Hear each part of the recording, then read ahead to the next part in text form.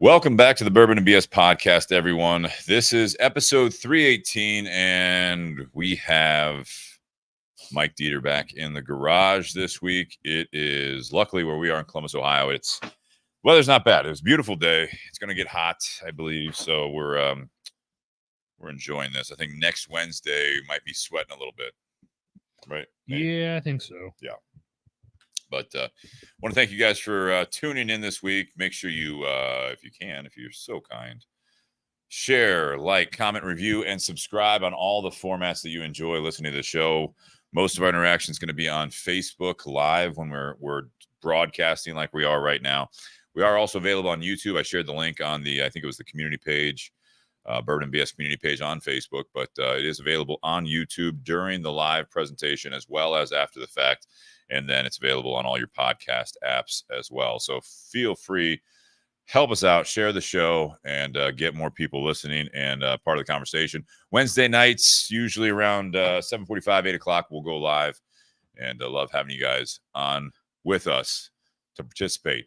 Any comments or questions, throw them on the feed and Facebook. I want to thank our sponsors, you guys out there, the Bourbon and BS listeners out there. Patreon.com/Bourbon and BS podcast. That's patreon.com/Bourbon and BS podcast. And that's a way you guys can contribute monthly. $5, $10, $25 tier. If you don't mind pouring me a glass there. And also Venmo at Bourbon and BS. If you guys want to help us out, buy a certain bottle, what have you, always helps out. Less money out of our pockets. And hopefully you guys enjoy it. So also want to thank our sponsors, Tinderbox at Easton in Columbus, Ohio. This cigar we're smoking tonight normally is going to be featured and sponsored by Tinderbox at Easton. This cigar has not hit the shelves yet. We want to thank General Cigars for this one. We're smoking the Macanudo Emissary. And these guys have not smoked it. I have smoked one before, a sample, but I'm interested to hear what you guys have to say about it. But this one, I think you can find it some places, but Tinderbox at Easton in Columbus, Ohio will be picking that up as soon as Macanudo and General Cigars are so kind to send us the order. Also want to thank Altadis USA. We've got, what do we have? Aging Room Original is the second cigar of the night. So thank you to Altadis USA. Thank you, Maria. Thank you, Josh Bentley, for all the support over the years, and everyone at Altadis USA, Paul Waller. We appreciate you guys continuing to help this show go strong. And also BS Cigar Company. The gold and silver are available. The gold is made by Plasencia, and the silver is made by Espinosa Cigars, one of Mike's favorites, obviously, Espinosa Cigars.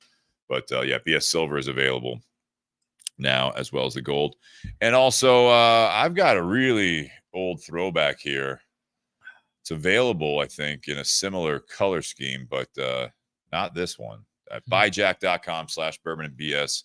For any of the shirts, this is the podcast shirt. This is the original. This even has a logo on the back. Found this one kind of just sitting in my dog's room. Yes, my dog has his own room. Kristen has a closet in that room, but, you know, it's Tony's room. He doesn't really need much closet space, so neither do I. But, yeah, this shirt was in there. This says, pour one more, light up another. We'll figure this out together, and this one's going to be available in several colors on buyjack.com/Bourbon and BS. And Nate has the When the World Hands You Some BS, Light It Up.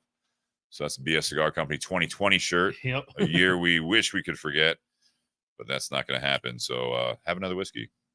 Okay. Another sip. There you go.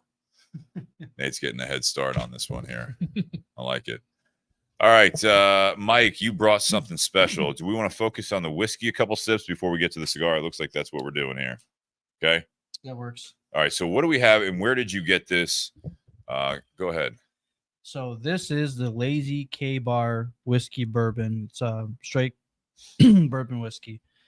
This is exclusive to the state of Montana. So last week, my company that I work for is based out of Canada, and we had our company retreat out there, in our U.S. office warehouse is in Shelby, Montana. So when we were done in Canada, we crossed over the border, came into Montana, and while I was there, I was able to snag this only one bottle that I could get right before the store closed, actually. You said you got there like 10 minutes before it closed. Like, it was about 10, 15 minutes before they closed. And all the other stores that do carry it, they were all going to be closed by the time we get there. We had to fly out like 6 a.m. the next morning or something like that. So it was literally the last one that they had. Got it right before they closed, and I was able to put it on my check bag and bring it back. And I'm glad I got to bring it over. So this is, and if for anyone out there who is a fan of the show Yellowstone, Cole Hauser, which is who plays Rip, he partnered with Lazy K Ranch for this particular bourbon, and I've yet to see any reviews. Yeah, that's what you said. Yeah. And I went on YouTube. There's literally only one review, period. And there's Now two. Now there's going to be We're two. live right now. We're live. There's like no reviews 1.5. on it. We're not there yet. Again, it's only available in Montana. Yeah. Right. So there's no point for them to ship it out to anywhere or a marketing company to ship it out. How sometimes we get bottles that way. Right. How many people in Montana are doing bourbon podcasts or YouTube? One channels? so far that we know of. Maybe. And there's no secondary market, so people aren't as interested in it. Yeah. At least not that I know of. Well, I mean, yeah, right now, I mean, who knows for what the bottle is? You know, if you went to Montana and bought a couple bottles and brought them back to Ohio where we have tons of flippers, who knows? Maybe there's something there. But yeah, if this hit nationwide, yeah, there'd be a huge. I mean, the show is huge. Yellowstone's huge, right? Yeah. So I mean, it's going to happen if that were to happen. It's a gorgeous bottle. I have not sipped on it yet. It's a great bottle. It's heavy. I mean, the knob feels like a cue ball that you actually use. As you can see, like, this is actually genuine leather. I think it's real leather. At least it smells like it. There's the bottle there. I took away the banner so they could see it. Well, okay. Well, what do we think of this? Do we know the mash bill? Has anyone looked that up? I did. Do we know it? Is it up? So Is it available? So they did eventually disclose the mash. Let's see if Steve can nail it. Ooh. Now, I was smoking a La Imperiosa from Crown Heads before the show, so I'm trying to see. I've got. It might have an impact on your taste buds. I love the nose, though. The nose is like this toasted peach. Yeah, fruit. Yeah. This Do you real toast peach? like if you were doing it on a grill for a dessert, like grilled peaches. Ooh. Yeah. Like on a Interesting. pie or something. Yes. Okay. Okay. But that peaches with a little caramel. So it's like that caramelization of the sugars of the peach being on a grill. I can't say I've ever heard of growing peaches, but it I've doesn't sound that- baked peaches for Yeah. sure. yeah, But I get it. Grilled, toasted, makes sense. whatever form of heat you want to put on a peach. Yeah, I don't know on Get this those one. grill marks. I think I'm going to be off because I actually, and again, I don't know if my palate's a little different from that cigar I was smoking earlier, but it's got a hint of like cinnamon on there too, Yeah. On the finish. on the finish. Oh, I don't know. I'm going to shoot low this time, and I think I'm going to be wrong. I'm going to say the corn is in the 60s. Do you want me to throw out an actual I number? couldn't see it through Mike's head. So 74. 74. I was way off. 74 corn, 18 rye. Okay. And then the last 8 malted barley. Mm-hmm. It's a smooth sipper. Yeah. Nate, what do you think on the actual, besides what we talked about, what you said on the nose and the cinnamon there? I like it on the palate. It's definitely got that traditional caramel and oak and char on the palate. Because it's 8 years. It's actually stated on the bottle. It's an 8-year number 4 char. That's not on the bottle. That had to do research. But it's actually coming out of Kentucky. Is it? They don't say what distillery, but it's a Kentucky bourbon that is then bottled in Bozeman. Yeah, it just says on here. Yeah, distilled in Kentucky, bottled for Lazy K Bar, Big Timber by Lazy K Bar, Bozeman, Montana. Huh. Copyright 2023. It is a good looking bottle. Squared off, if you guys can kind of see that there. Squared off completely. I think even at the top, but it does have a little bit as it goes to the neck there with the leather there. It kind of looks like it's rounded up there a little bit. I think it's just the leather. It has, and you guys won't maybe be able to see that on there. It has what I understand based on going to the website. That is the ranch logo that's on there. Mm-hmm. So Lazy K. So it looks like a K fell forward on its face. Yeah. Because it got drunk and tripped on the way home. That could be. And on the top, it says Lazy K Bar, Big Timber, Montana. So you sampled this before, but this is it. Like you had a glass or whatever. Yeah. So when when I got home, or when I got to Chicago, I popped it open, and the first thing that I noticed is, like you said, the smooth sipper.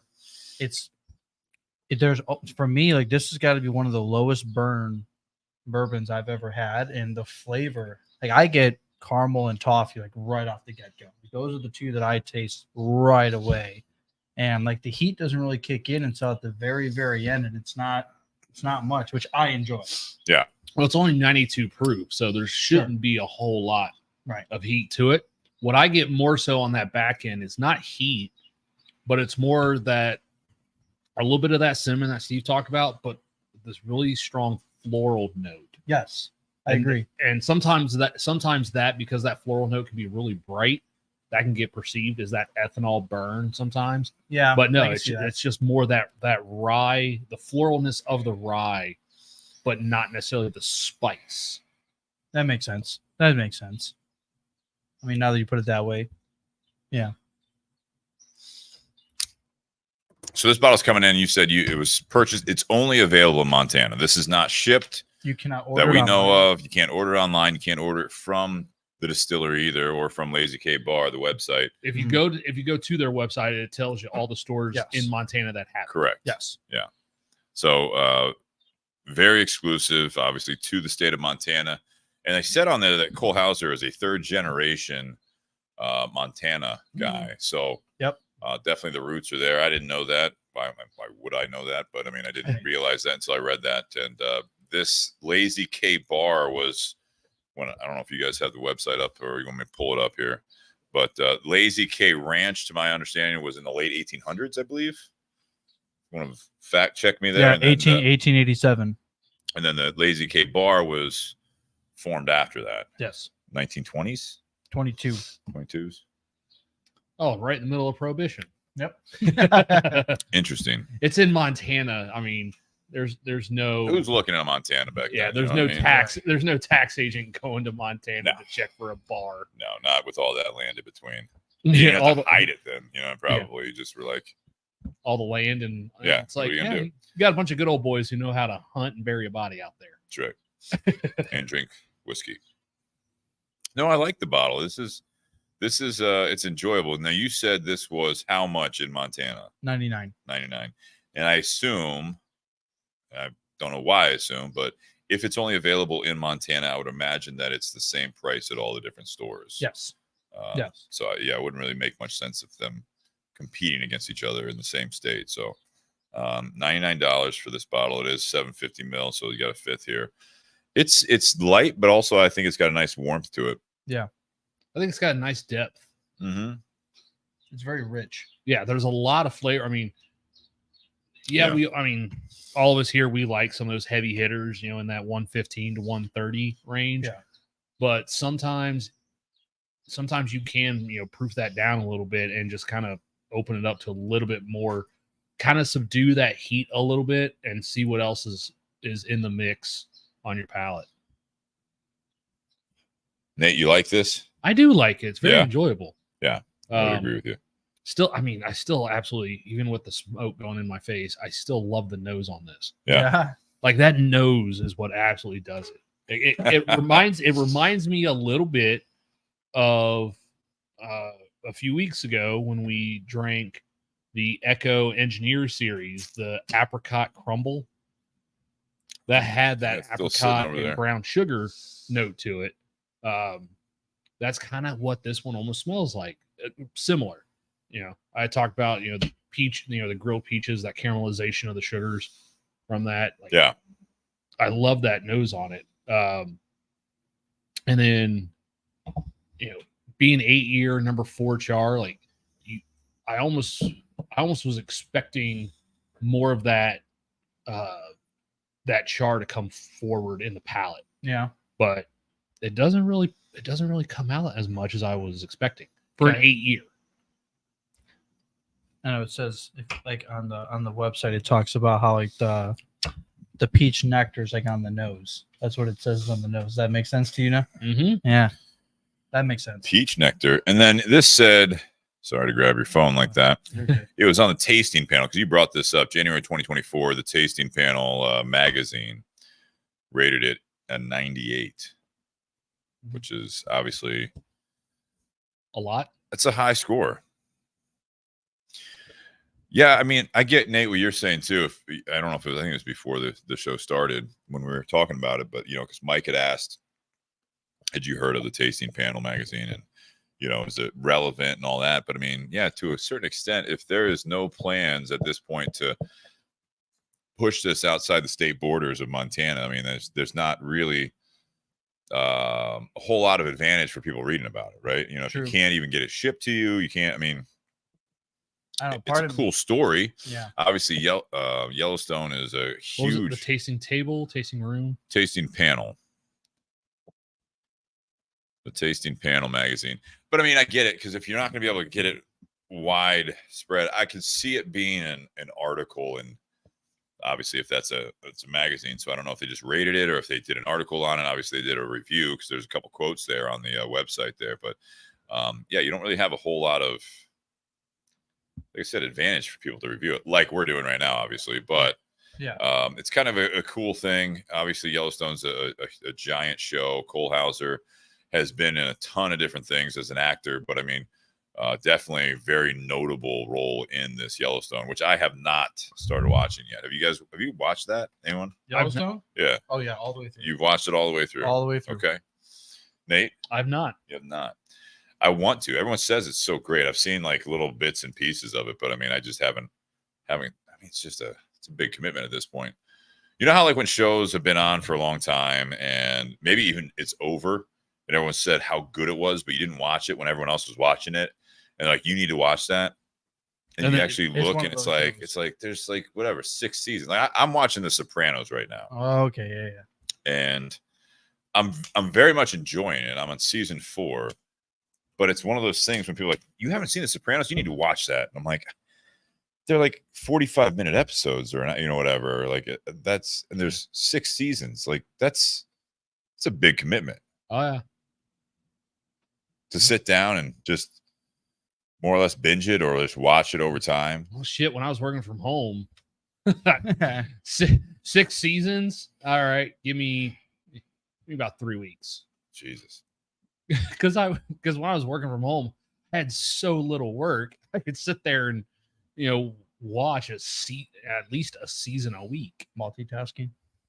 No, there was no multitasking. No, you said, yeah, you didn't have much work. it was absolutely During that transition. That was. No, it's a show worth watching, I would say. Seen a lot of clips from it. There's a lot of clips that make the ways around social media and stuff. So. It's a good story. It's a good story. It's a good storyline. Taylor Sheridan's basically just printing Paramount money at this point. Creator of the show. He's done so much on there. Yeah, this is, I would say try it, but I don't know who's going to Montana next. But first Shannon. Yeah, I think he's already passed. Yeah, he's in Texas. He's already. I don't know. There's this. I discovered this.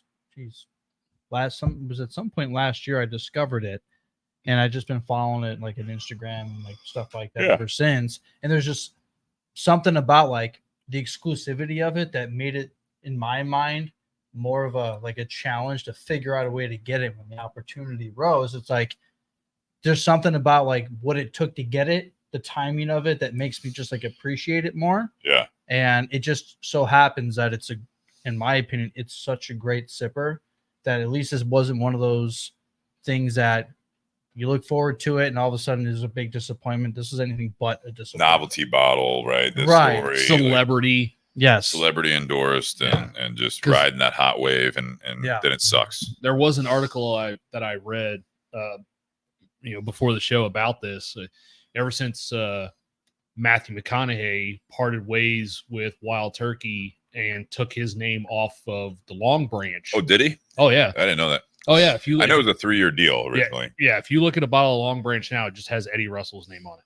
Yeah. It no longer has Matthew McConaughey's name. So there's really, there's not really too many big celebrities that have whiskeys right now. Bob Dylan, but I mean, Heaven's Door, Yeah. like that one sells okay. But Metallica with Blackened. but like you don't ever see them. Really pushing it. Redneck Riviera. That's Isn't Jack Daniels Big have and a Rich. Sinatra series now. Well, but Frank Sinatra is not sitting there promoting it. no, drinking it. I understand. That. I understand that. he's dead. We're just talking about They have an Eric celebrity Church branded one. things. There's an Eric Church one. There was. I don't know if it's still made, but yeah. There's an Eric Church. What's his name? Chris Stapleton has Traveler. Traveler. Yeah. I've never had that. Mm, Is it worth it? Is it good? it's fine. I think That's- the price is a little too high for it. 40? For that product. That thing was shot in the foot before it got out of the gate because Oh yeah. the goddamn secondary market thought that this was going to be the next Buffalo Trace. This is my opinion. Yo, you're They not thought it was wrong. going to be the Buffalo Trace secondary, Chris Stapleton, and he's got his beard hairs in there or something like that, and it makes it super special. And then it's a sank to it. $40 bottle, and people snatched up the first shipment or two, and then realized that there was going to be a regularly produced thing, and it's not like Buffalo Trace products where you can't get it anytime. Yeah. And then they all got fucking butthurt about it. Oh yeah. And they're like, this is trash, blah, blah, blah. It's like, go fuck yourselves, man. You bought a $40 bottle of bourbon. You weren't even planning on drinking it. Maybe one of them, and you bought like 8 of them because you thought you're going to make a quick, like, $500 off of it. Now you're just upset that you were, oh my God, wrong in the bourbon world. And it wasn't I have even feelings bourbon. about that. You know what I mean? I Like, know. yeah, And it yeah, wasn't yeah. even by Buffalo Trace. It was blended I by. know. So it wasn't even there. I think it's a that- fine bottle for $40, honestly. Okay, something else coming from Sazerac. I'd rather drink that. Yeah. I think that's Yeah. smoother, better flavor, and $10 cheaper. Mhm. But yeah, I think that's one of those. Yeah, the whole celebrity thing kind of drove that initially, and it still moves. But holy shit, the first time we got it, we sold 8 cases in 3 days. Yeah. Because Now, people thought they were going to be able to flip them. yep, and now a case a week, maybe. It's not bad. It's average. Yeah. For a lot of things. Better than average for some. There you go. All right, guys. I want to talk on this. This is interesting. Look at do you have a band on it still? Or did you take it off?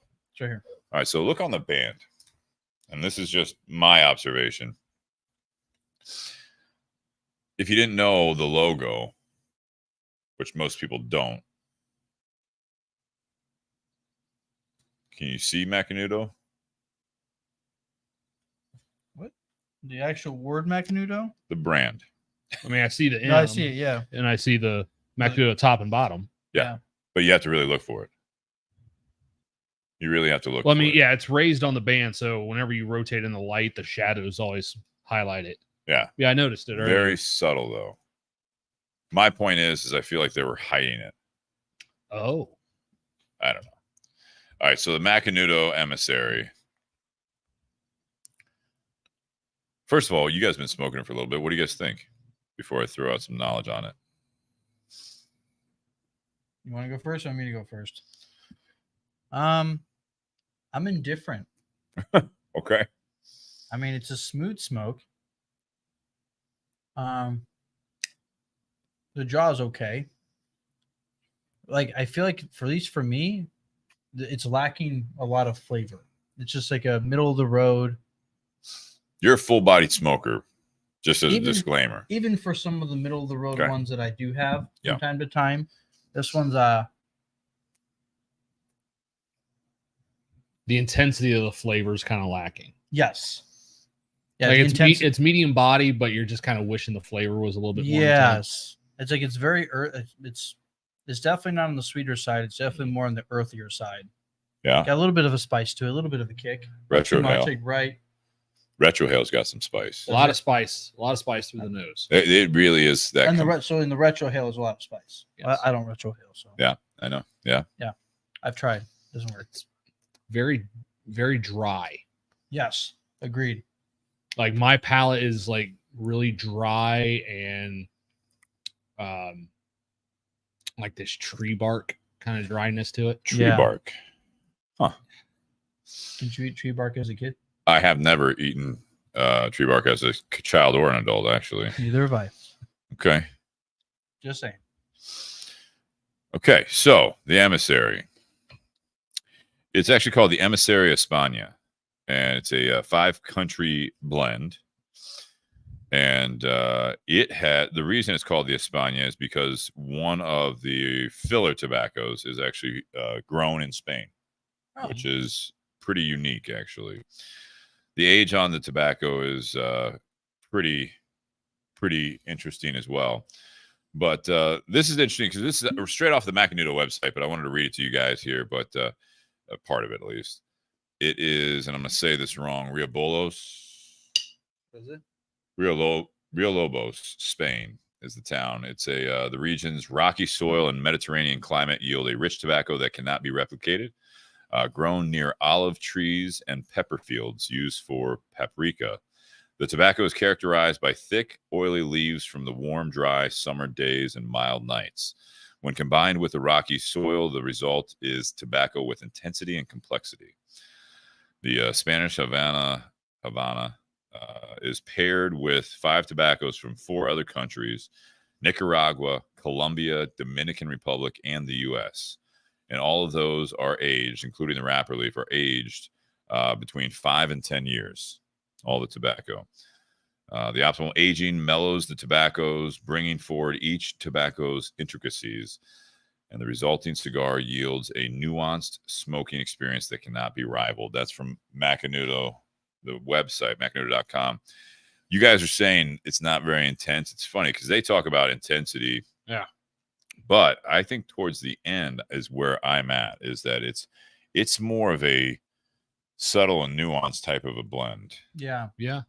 Which Agree with I enjoy. Now, I didn't know how it would pair with this. And again, thank you to General and Macanudo Cigars for sending this cigar to us. I'm glad we're smoking it with a 92 Correct. I didn't want to go. Yeah, for sure. and not like 110. For sure. So this is the wrapper leaf is a U.S. broadleaf Claro.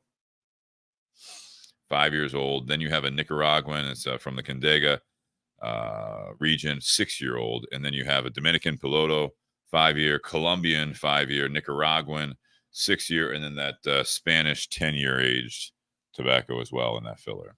So it's it's interesting. I was listening. I wanted to get your guys' raw opinions of it before I said all that stuff, because to me it is medium body. To me, it's more of a nuanced blend. It's not necessarily, and we pair Not things trying to on punch this. you in the face. Yeah. It's not, and I think that it's got nice flavors. The retrohale, Mike, is where to me kind of kicks up a notch. I kind of get where you guys are going with, a little bit of the drier on the palate, but when I hit that retrohale, it just brings out a whole like cedary spice to it.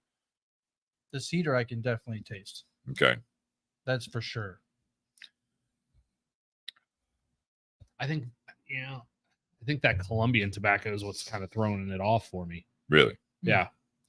Because it kind of reminds me of that one episode years ago where we smoked the CAO Colombia.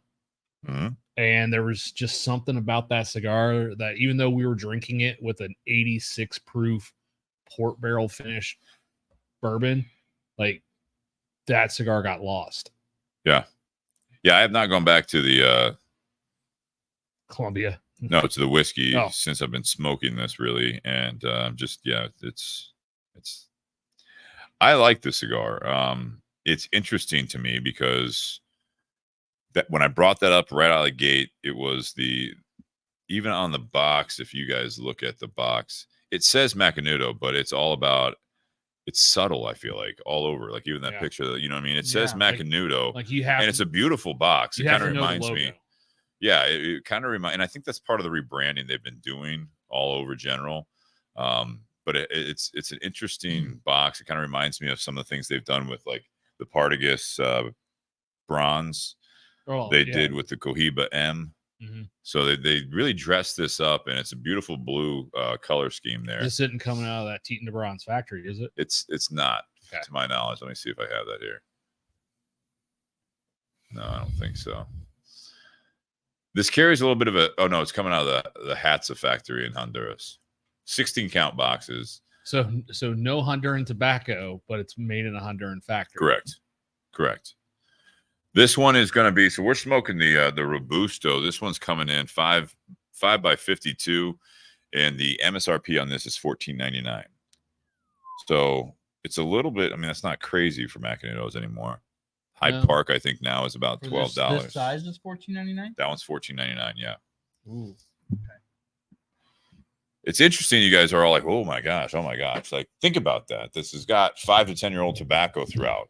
This is going to be Spanish tobacco in there that you really do not hear of. I haven't heard of much.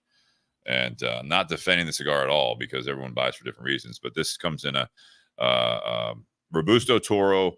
It comes in a Churchill and also a Perfecto, which is a 6 by 54. And yeah, it's ranging $14.99 up to, for that Perfecto, is $17.99. So it depends on state taxes and stuff. You're 15 to $20. Yeah, in that range. Yeah. You guys are not a fan. Well, it's for me, it's that dryness. Now I kind of went a while without having a sip of the whiskey like you did, Steve. Yeah, that's what I and because that going back to the cigar over and over and that dryness that's there, loved like there's so much more going on in the retrohale to me than the palate.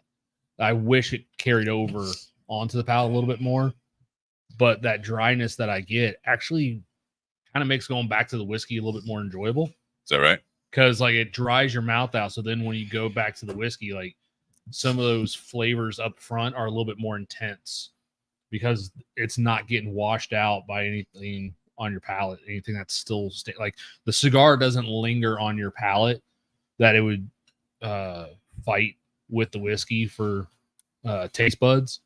Yeah. So when you go back to the whiskey after 10, 15 minutes of just focusing on the cigar, it's almost like a oh yeah, it does. It's almost like a palate cleanser effect to it. Like it kind of makes that whiskey stand out a little bit. Getting a little more like vanilla and butterscotch on the whiskey on the palate this time around. Yeah, especially right up front. Like there's this like immediately, yeah. There's like a thicker sweetness that hits. I'm gonna say the opposite. You guys agree or disagree? Which I do agree. Well, if you with said guys. opposite, then we're gonna disagree. No. So here, let me just going. I do agree. Going from cigar to whiskey definitely brings out in the whiskey, but I also say going from whiskey to cigar brings out a lot more of the flavor in this guy for sure.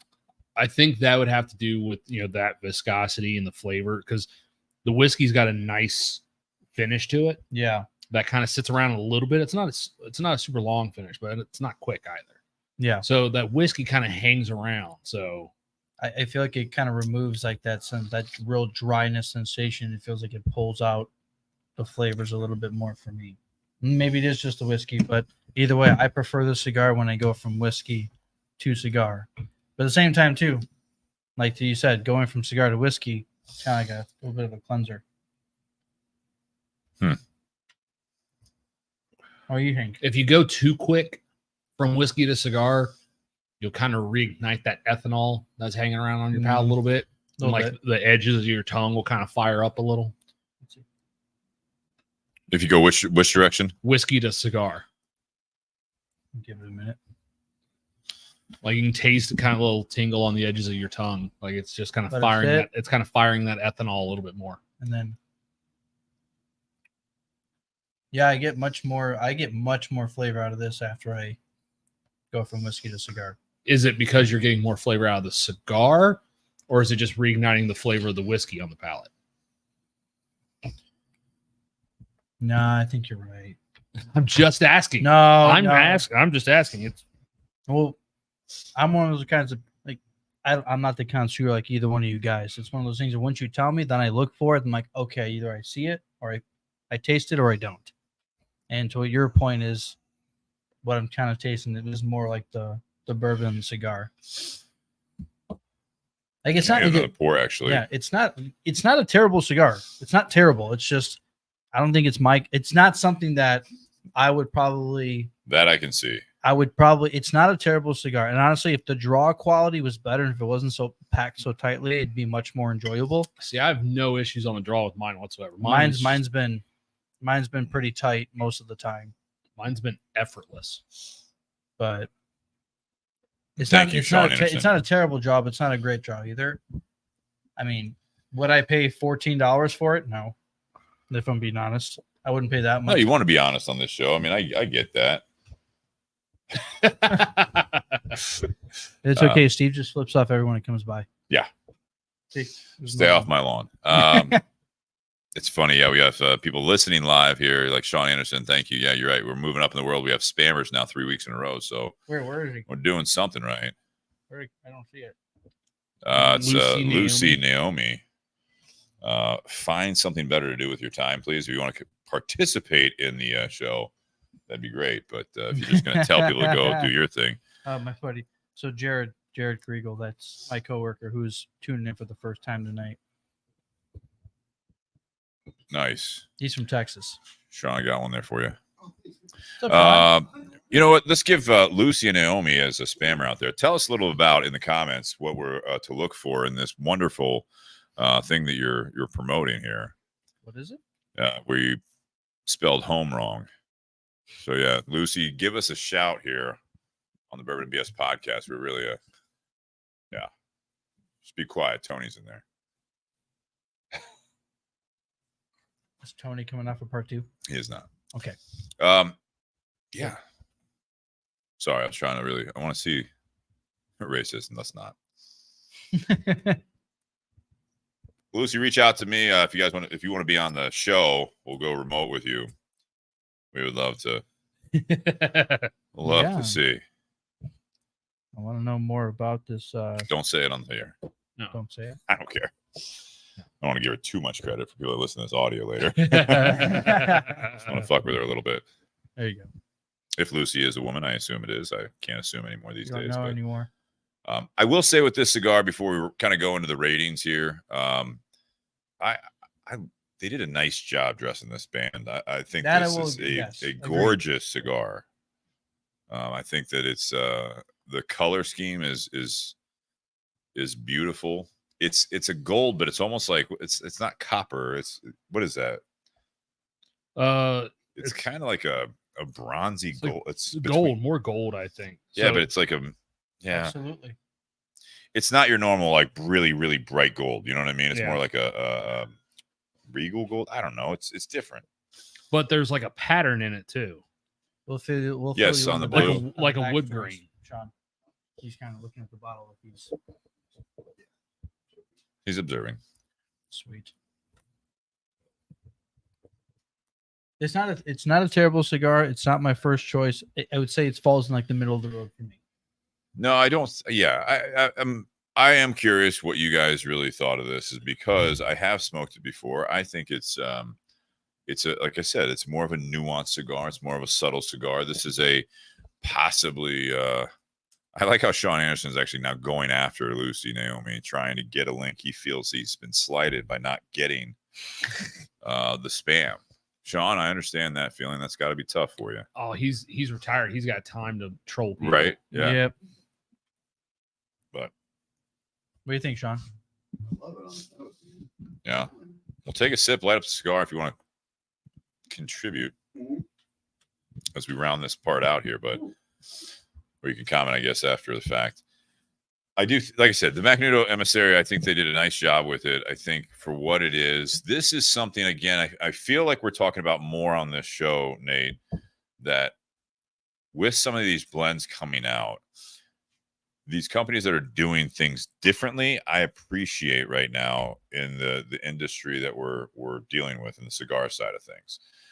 Whiskeys as well. I mean, if you're just going to keep pumping out, like we see these waves, I feel like in the cigar industry, especially, and I mean, whiskey as well, but cigars, I think, have been doing a little bit longer on this stuff as mainstream, but you can't just, like, we had that Ligero drip, just like Oh gosh. scene for a while, right?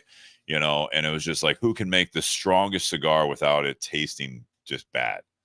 And I feel as though we're getting to the point where the market is extremely saturated, that some of these companies like Macanudo, which is under General's umbrella, I'm of the opinion that they're trying to do some different things. And I think this is a regular production cigar, but they've been even doing some limited ones. They've been working with different factories like the El Tito and Bronze factory. You see these things where I feel like the manufacturers are trying to put out some different stuff. You know what I mean? This is not going to rival, like, you know, Mike, your favorite right now, I think still is the Espinosa Murcielago or the Laranja Azulejo. As like my daily smokers? Yeah. Or like in general? Well, as your daily smokers. Oh, 100%. Yeah. So, I mean, but this isn't just another, and I'm not talking bad about anyone out there. Love Espinosa. Love a lot of the AJ stuff. I love a lot of the different factories that are working on stuff. But, oh, what's this blend? It's a Maduro. It's a San Andreas Mexican wrapper over Nicaraguan filler and binder. You know what I mean? Like, it's like, that's great. I mean, I'm not going to take away from that. But to see something like this, where this has Colombian tobacco in it, it's got Spanish tobacco in it. It even has a U.S. Connecticut Claro, which is starting to show its head a little bit more often on the market as well. So I'm not saying anyone's wrong in their opinion. I'm looking at it purely from the objective side. And I guess it is subjective for me that it's refreshing to see some different blends out there and utilizing different tobaccos on some of these products, if that makes sense. Yeah. It's not going to be, I mean, you might find they're thinking out of the box a little bit. Yeah. Yeah. I think they're thinking out of the box a little bit. And it's kind of, I think it's nice. How far are you into yours? I don't know about you guys, because I'm a little further. I'm getting a little bit further, and I'm gonna alter my opinion a little bit. I will say the final third, I'm getting the dryness is still there, but I'm getting a lot more flavor in the final third than the first two. Oh yeah, 100%. And sometimes that's what happens with some cigars. No, you're right. Usually, my experience is like most cigars like that don't have a lot of flavor. Usually it's really good right up front, and then it kind of fizzles out. This is the opposite. Interesting. That's my opinion. So it's like a mullet. Yes. Like a mullet. Like a mullet. Business up front. Party in the last third. That's a great cigar. There you go. Those are the next names. We already have a BS, right? You know, so the BS mullet. All right, so let's rate it. I mean, we can talk about this.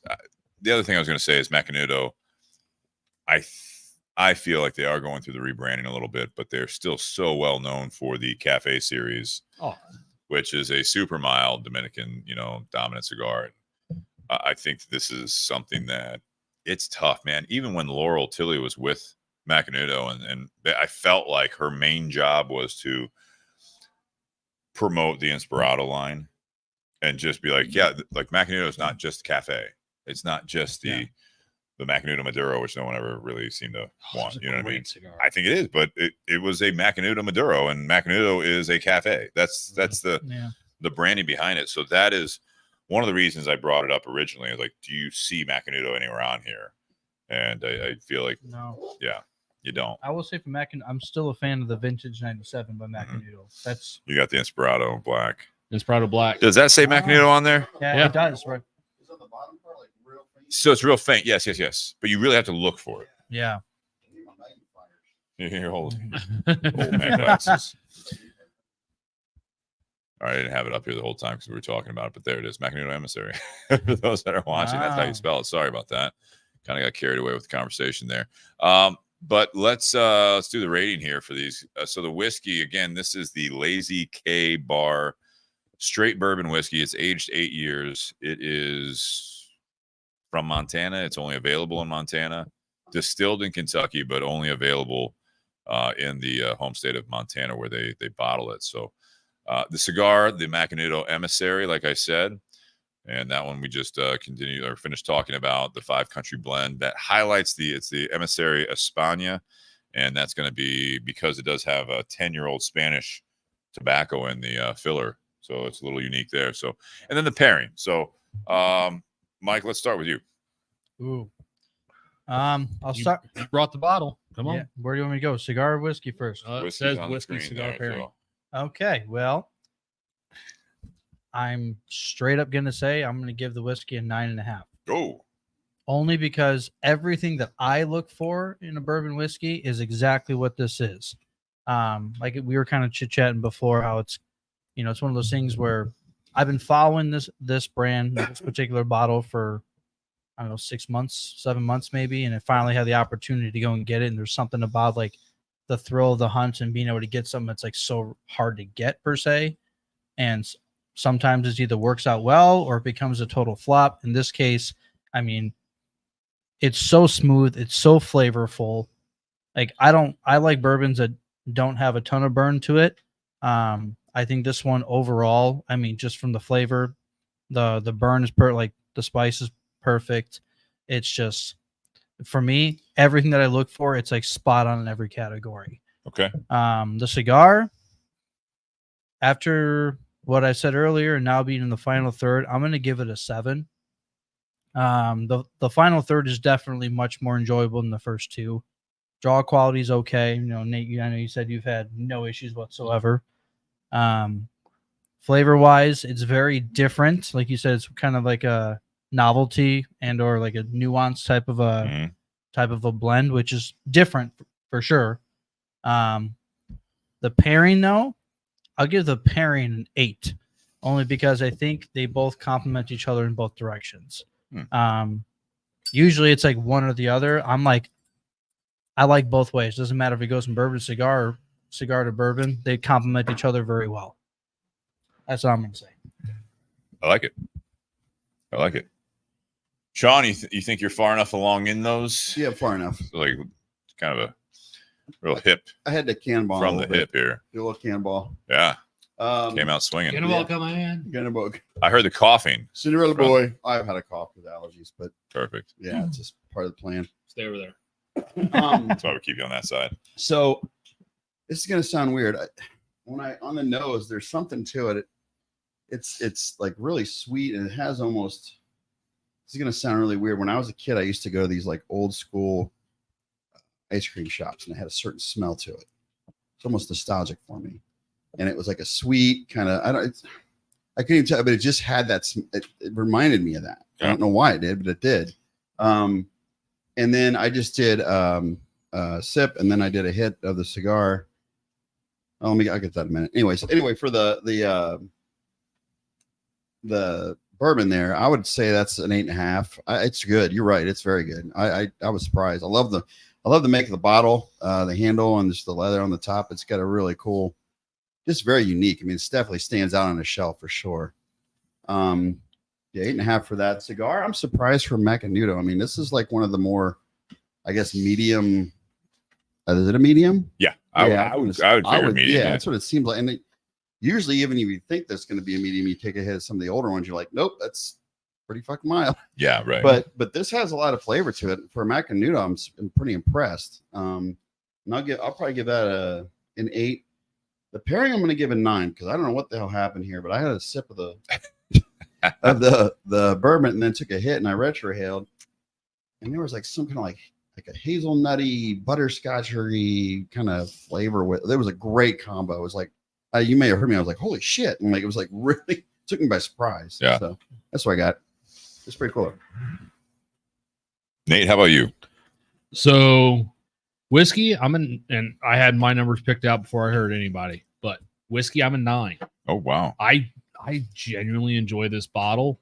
I really enjoy the flavor profile, but that nose, I love the nose. Sean, you weren't here when I described it. I described the nose as grilled peaches. Oh, yeah. When you're trying to caramelize the sugar in the peach, and there's that fruit and that brown sugar. Yeah. I love the nose on this bottle. Like that makes me want to just go back to that glass over and over. And honestly, because of that nose and the flavor profile, the complexity, how easy drinking it is, like this is something that even at $100 I would buy. Really? I would buy this at $100. I like it. And compared to where I was 3-4 years ago when I joined the podcast, like that's saying something.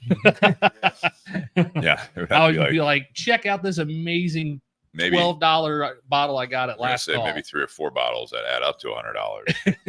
Yeah, right. I know it's a really enjoyable bottle. They're not really pushing the celebrity aspect. That's one of the 3 partners behind it, and I like that. Yeah, they do on the website. They do it on the not website. on the bottle. Do it on the website, but not on the bottle. Yeah. It kind of reminds me. We talked about it recently when we had Guy Fieri at the shop. Like, Guy wanted to have a cigar, but he didn't want to have his name on the cigar because it could detract away from how good that cigar actually is. That could be the same thing with this.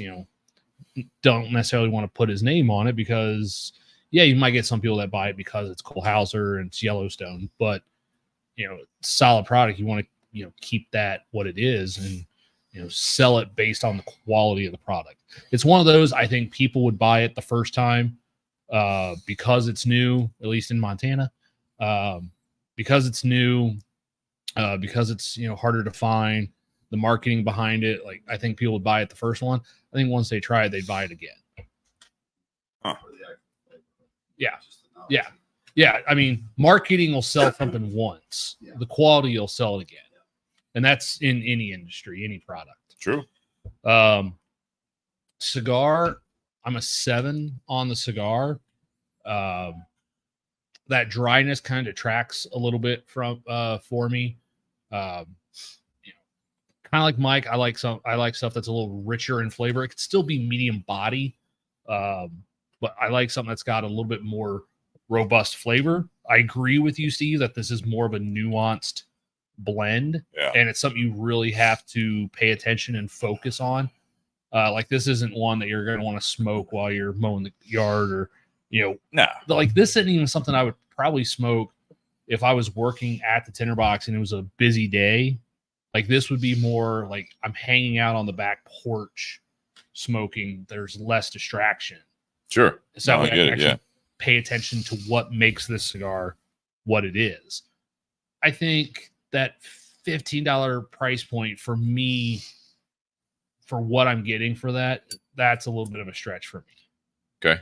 And I get it because of the age of the tobaccos. So I completely understand that. I just think with the way the cigar, or where the cigar market is now, a $15 Robusto, it's got to have a lot going for it.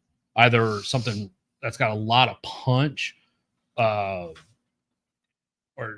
something that when you smoke it, the smoking experience is so enjoyable that you're like, yeah, I'll pay $15 for that again.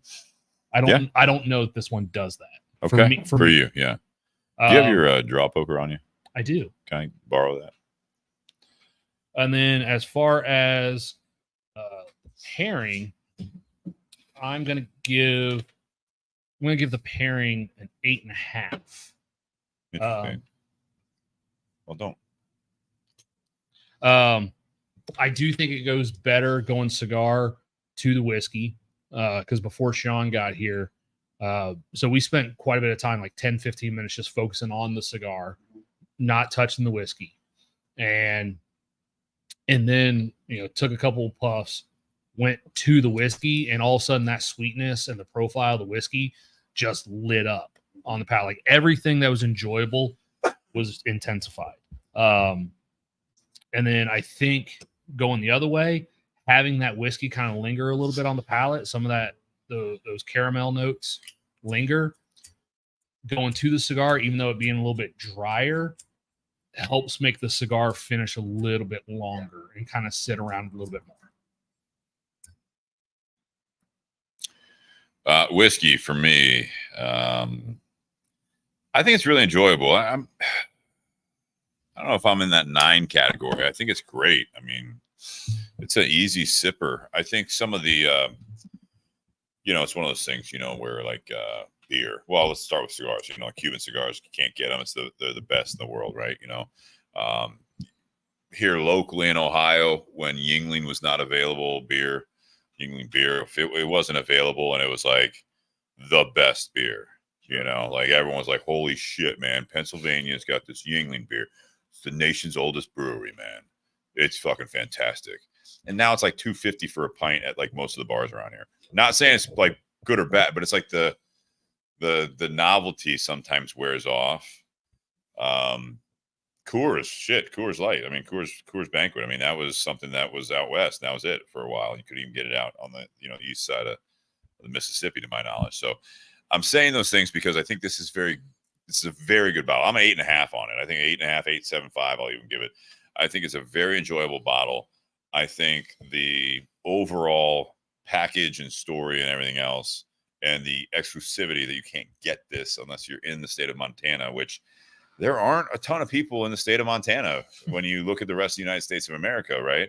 And the rest of the world, obviously. So, although I think Montana is actually getting a huge influx of people now from California as well. A lot of rich people are moving out there because there's a lot of land. In Washington, It's nothing Oregon. but Well, there you go. We have an in. Washington and Oregon. They're all moving there too. Hopefully OHOQ is not listening, but Yeah. Jesus, Sean. I will agree with that. Like we drove from Canada across the border to Pincher Creek, not Pincher Creek, to Shelby, Montana. And Jared is on here, was with me. He could vouch for it. Yeah, he said he and his wife is they're going to drive to Montana. Wait, by the way, when you guys go, be prepared. Where do they live? They live in Texas. All right, so not much closer. Yeah, right. I don't know which is a further drive, actually. Like, there's nothing. There's nothing but beautiful sights in Montana. Like from the border. Oh yeah. From the border all the way, even when we got to Shelby, there's nothing. But then there's like this tiny little town of Shelby, which is probably just a little bit bigger than your block, basically. Yeah. And then from there, nothing until we got to Great Falls, which is where the airport's at, which is the closest thing to what you would call a city, and it's still not a city. There's absolutely nothing. Mm-hmm. Like I was actually thinking to myself, like the entire drive, I'm like, if you had an electric car or if your car was like running low on gas, like you are screwed. Like I feel like if I lived there, I'd have to keep like a gasoline tank in my trunk or something just in case, because that's how remote the whole place is. Right. So that's why I give it an 8.75. I'll give it because I think it's a very good bottle. I think it is, like, again, the presentation is great, the story is great, and all this stuff. But if this was always available at $100, Nate, I mean, I am very slightly surprised to hear you would definitely buy this. You know what I mean? I think that it's good. I mean, $100 is a decent price tag on a bottle. Oh yeah. So if this was just available at like the liquor store down the street for $100 and there wasn't as much of a story and exclusivity behind it, I am of the opinion that it would be not as, crazy. Not like the Traveler thing with Chris Stapleton, but you know what I mean? It's just like, yeah, no, it's good. It's $100. So what am I going to get next time for $100? This is one of those things where if you go to a liquor agency that had this, Yeah, you would have to have a staff member there who actually knows correct. the products, Yeah. and not just someone who's a cashier. Yeah. You got to have someone who's knowledgeable enough to where they can actually put this bottle in your hand and tell you about the product. You got to tell it. You got to tell a story. You got to tell about what the why. I mean, I like the fact they put 8 years on it. You know what I mean? They actually put an age statement on this, which is nice. I wish they would have said where they're getting it in Kentucky. Yeah, they haven't said, and Right. people even when they released the mash bill, there's still so many distilleries in Kentucky that use that same mash bill that it really didn't help narrow it down as to who's making it. No. And there are some distilleries that, the products that they put out, even some of their contract stuff, is so unique, like it's a signature almost. Yeah. Like a lot of the Brown Foreman stuff has a signature. A lot of the Wild Turkey stuff has a It's signature unique. to it. Very unique. So this is one of those, who knows? I mean, there are some distilleries in Kentucky that do more contract work than put their own name on. Right. That being said, let me finish my ratings here. The cigar, I'm a 8.25 on it. For the simple fact that I do like, again, I stand behind what I was saying earlier about the fact that I like that there are some cigar manufacturers and blenders especially, that are trying to, I guess, take the cigar options to greater lengths to be able to to have different smoking experiences, and I think this is one of them. I get it; it's not for everyone. This is not, the $14.99 price tag. Just in their own portfolio, the MSRP I think is like $11.99 now for a Hyde Park size. Mm-hmm. And I mean, that was an $8 cigar 5 years ago, 6 years ago, maybe, I think 7, being a little gracious there, but I think it was like $8.95 on the shelf here in Ohio. Now it's $12.95 ish, $12.50, $12.95. So when it comes down to the rest of the line with Macanudos, Inspirados are a little bit less expensive. I think that was intentional. Mm-hmm. But with this one here, you're not getting in that, granted, you get the Figurado size. You are pushing now $20 on it, but this is slightly above average anymore. Your average price point on cigars, what I'm seeing is 12. Call it 12. So this is higher than average. But just like you were saying, Nate, about the bottle, I think this is something that if you're looking at cigars, you're like, hey, we had the new Macanudo. There's a lot of cigar smokers out there like, I'm not going to have the new Macanudo because I don't like mild cigars still. I mean, that is, they are very successful with the Cafe series. So they're not doing anything wrong there. But as far as getting into it, I think Altadis, one of our sponsors, has done it very well more recently with like the Monte Cristo line. They have teamed up with other blenders and manufacturers where they were really, in my opinion, well known for like the Monte Cristo Classic and the White Series, their best sellers. Now, I mean, we sell a lot of the Espada line. We sell like the 1935 anniversary. That's not any, like if you smoke Monte Cristo Classics, and I say like, they're like, do they have anything new? I'm like, yeah, they have the 1935 anniversary. Oh, I'll try that. I'll be like, hang on a second. Hang on real quick, because disclaimer, you're doing this. This is over here. They say Monte Cristo, but they are not the same. Yeah. And so I like what Macanudo is trying. I don't know if this cigar is going to be a success. I think this is going to be, I think, like I said, I like this cigar. I think it's a good cigar. I'm with you guys that for me, I don't know if I'm going to keep dropping, $15, call it $16 on a Robusto right now for this particular cigar.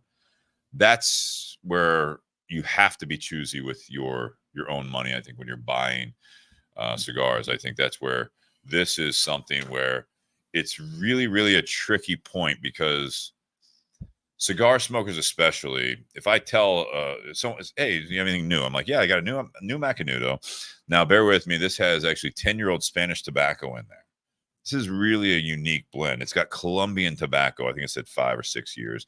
It has, so all the tobacco, and this even has a U.S. Connecticut Claro wrapper leaf on there, which is very unique. So you have that wrapper leaf that's very unique. You have this Spanish tobacco that, if I memorize the whole thing, it's actually grown by olive trees. And so it's a very unique soil. So you're going to get very like this nuanced thing. So it's this cigar you want to smoke, not mowing the lawn like Nate, taking some.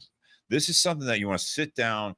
I don't know if you smoke while you read, if you smoke kind of in the evening, you know what I mean? Like by the fire, if you have like a fire pit or just on the patio, and you just really want to relax and kind of just take it all in and not be distracted, I would definitely recommend you try this cigar.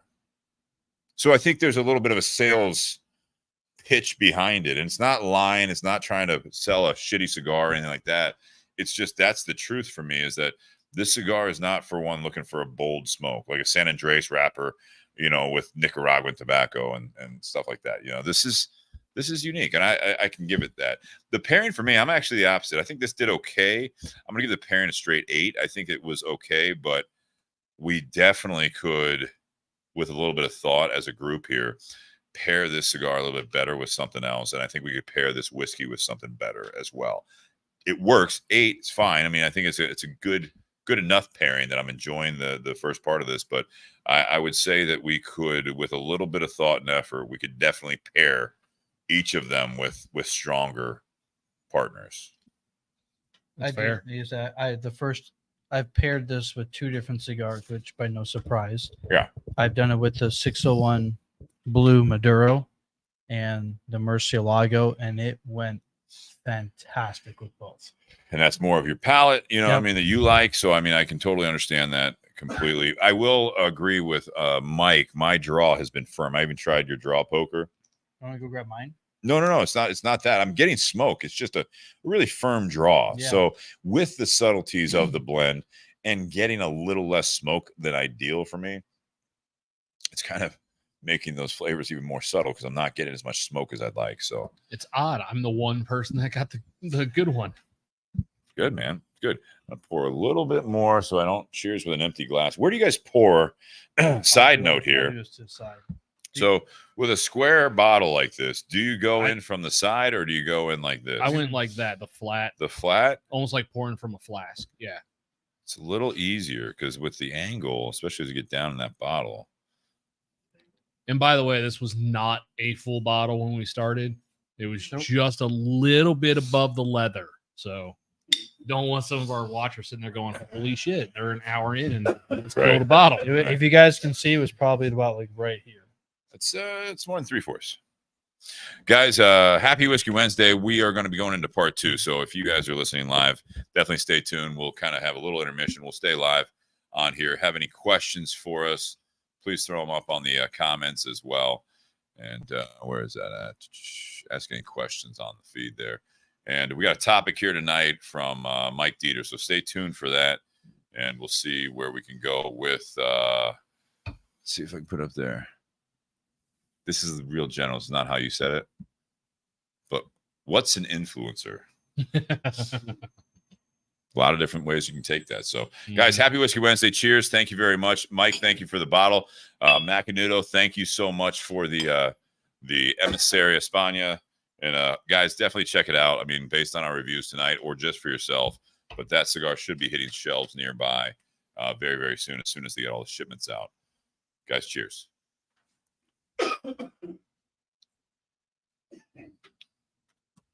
Oh. Everyone okay? Everyone feeling all right? Yeah. Good. Been a long day. Yeah? Yeah. I normally don't work Wednesdays. Oh, yeah. But I'm going to a wedding on Saturday, so I had to work today. And we get quite a few deliveries on Wednesday morning, so I had to get up at 6:30 to get to work. I got to work right on time, and there were two delivery guys waiting for us outside the door. Way to go. Way to go. Sean, Ray says that's a bad cough. I think he can hear you. Okay. It's dry cough. So, Dr. Ray It's a dry cough. You can, go in there. Just try to be quiet. I get it. No, yeah, that's fine. You want to drag it through breast. Just try to be quiet. There. Because it hasn't been cut, or no.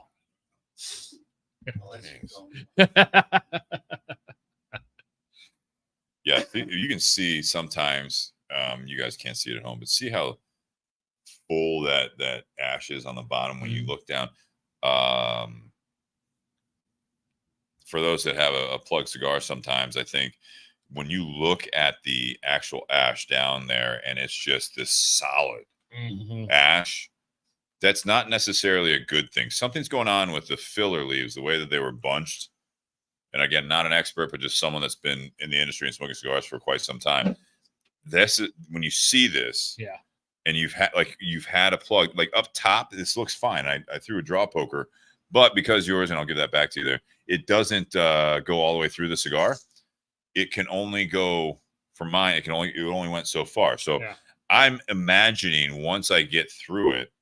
But yeah, I mean, and this is for us here, but see the difference. Look at the bottom of yours. Oh yeah. This is just tips. Is this microphone off? I hope. Yes, his is. Jesus Christ. So, yeah. Mine looks like mine. You can actually see the tobacco. And, mine is just solid gray. Yeah. Just solid gray. So there's no it's. His is a little tight. How's yours? Okay. So yeah.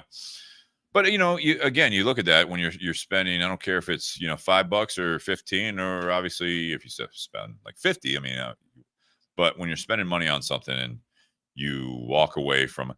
I was smoking something the other day, and I was driving a softball, and I just grabbed a cigar, and that was the only one I had with me, and I lit it up as I'm walking out of the house. Got in my car, I was driving, and I'm sitting there smoking. I'm not getting any smoke. And I was just very frustrated because I wanted to enjoy a cigar, kind of to the softball game and then, afterwards and stuff like that in my car. I'm like, I'm fucked. This is not enjoyable because of the construction. Was it? Did you have like a big tunnel in it, or is it just too tight? You couldn't. It just didn't produce any smoke. See, I've had ones where they would have such a bad tunnel in the cigar that I'm sitting there like it's super easy draw, and I'm pulling, and I can see smoke coming off the foot, but then there's no smoke on the palate. There's no smoke coming out of my mouth. Right. And so it's literally just burning. And I've sat there and, I've had that happen and be like, all right, I'm going to cut like an inch off the foot of the cigar and see where it is. It's like, oh, nope, we're still charred. So like going by the wrapper, cut an inch. And it's like, no, it's still tunneling down the middle. Okay, let's go a little bit more. Or if it wasn't too bad, I'm like, all right, let's start over and let's relight from that point and see if it was just something on the end of the cigar. And it just does it again. And so I've had times where I've had a 6x54 Toro and 20 minutes later, done. Yeah. Like in 20 minutes, that cigar burned within an inch of the head. That's crazy. And I have no idea what Sean's talking about at this point. I actually, when we were comparing the tips of our cigars. Oh, that's why. Got it. Yep. Cool. It's Men's Mental Health Awareness Month, Sean. And we're talking also about it last week. We're also not middle schoolers here, so I didn't. Love both, probably. Anderson. I think it's applicable for both. Love you both, both Sean's. Okay. But yep, crystal clear. Got it. All right, ready? Huh? That's the aging room. 6x54.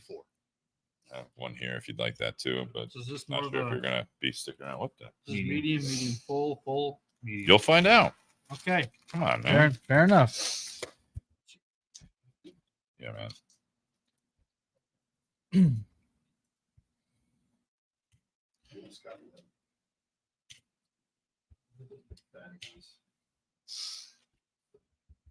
Almost kind of reminds me of like the bands that.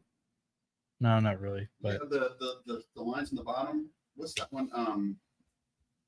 almost- they're always flatheads. Flathead. oh yeah, flatheads. That- Yeah, I know you're From talking- like some of those old school car or motorcycle Yeah, motors like where one it had, part of that top. Yeah. where they would do the machining on the heads. that's like one thing. Because I was going to say it's almost camouflage because it's a brown and gold label on a cigar. Yeah. Like when I was we're in Canada, man, I feel bad for anyone who's a cigar connoisseur in Canada. Absolutely. Man. It was the prices on, like for example, like the little the Gordo, the Judge. Mm-hmm. Take a guess how much they were selling them for. Now, granted, it's Canadian dollars, not U.S. dollars, but what do you think? Take a guess. 30. Right. 39 for one, and they have the labels on them, but they have to put White and black. a plain brown label with brown. like white letters on it. That's just saying like the brand. You can't expose any like flashy bandage. Was that Cubans or that? I didn't buy anything. All in the Canada. cigars. I brought it on my carry-on. Yeah, so Canada is going to be where a lot of our, I'll just say it, like the left politicians want to push it, is that you can't advertise any attractiveness to things like they deem are bad for you, right? So we're dealing with the flavor bans right now on tobacco, like Canada and some other countries. I mean, we have like the Surgeon General warnings, like sometimes they have like a fucking stillborn baby on it, just showing you, or like a fucking like black heart, lungs and stuff like that. And then they take it a step further that like when we talk about like this emissary with this beautiful blue and gold and all that stuff, it's like, no, fuck you. We're going to just put it, it's going to be the same as everything else. It'll say Macanudo Emissary. That's it. Generic. Yeah. Wow. Yeah. They do it just, they're saving everyone. So that's cool. Good for go Canada. Go Canada. Go Canada. Hey, It's a beautiful place though. it is. Blame Gorgeous. Canada. Blame Canada. All right. So does that mean makeup is going away? Clever. Yeah, that was good.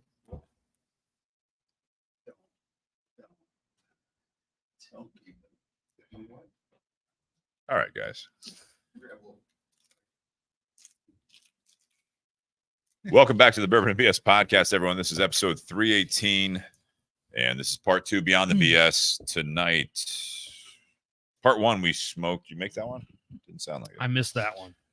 2 out of 3. It's not bad. It's not great. Not bad. We were smoking the Macanudo Emissary España tonight, and we were also drinking the Lazy K Bar straight bourbon whiskey, aged 8 years. So if you're listening to the audio, make sure you click back to listen to part 1 if you're interested in the whiskey and the cigar there and what we had to say about that. If you guys have any questions or comments, please throw them on the Facebook feed, because that's where we're kind of monitoring as we do the show. And then also we ask you guys to share, like, comment, review, and subscribe on all the formats that you enjoy listening to.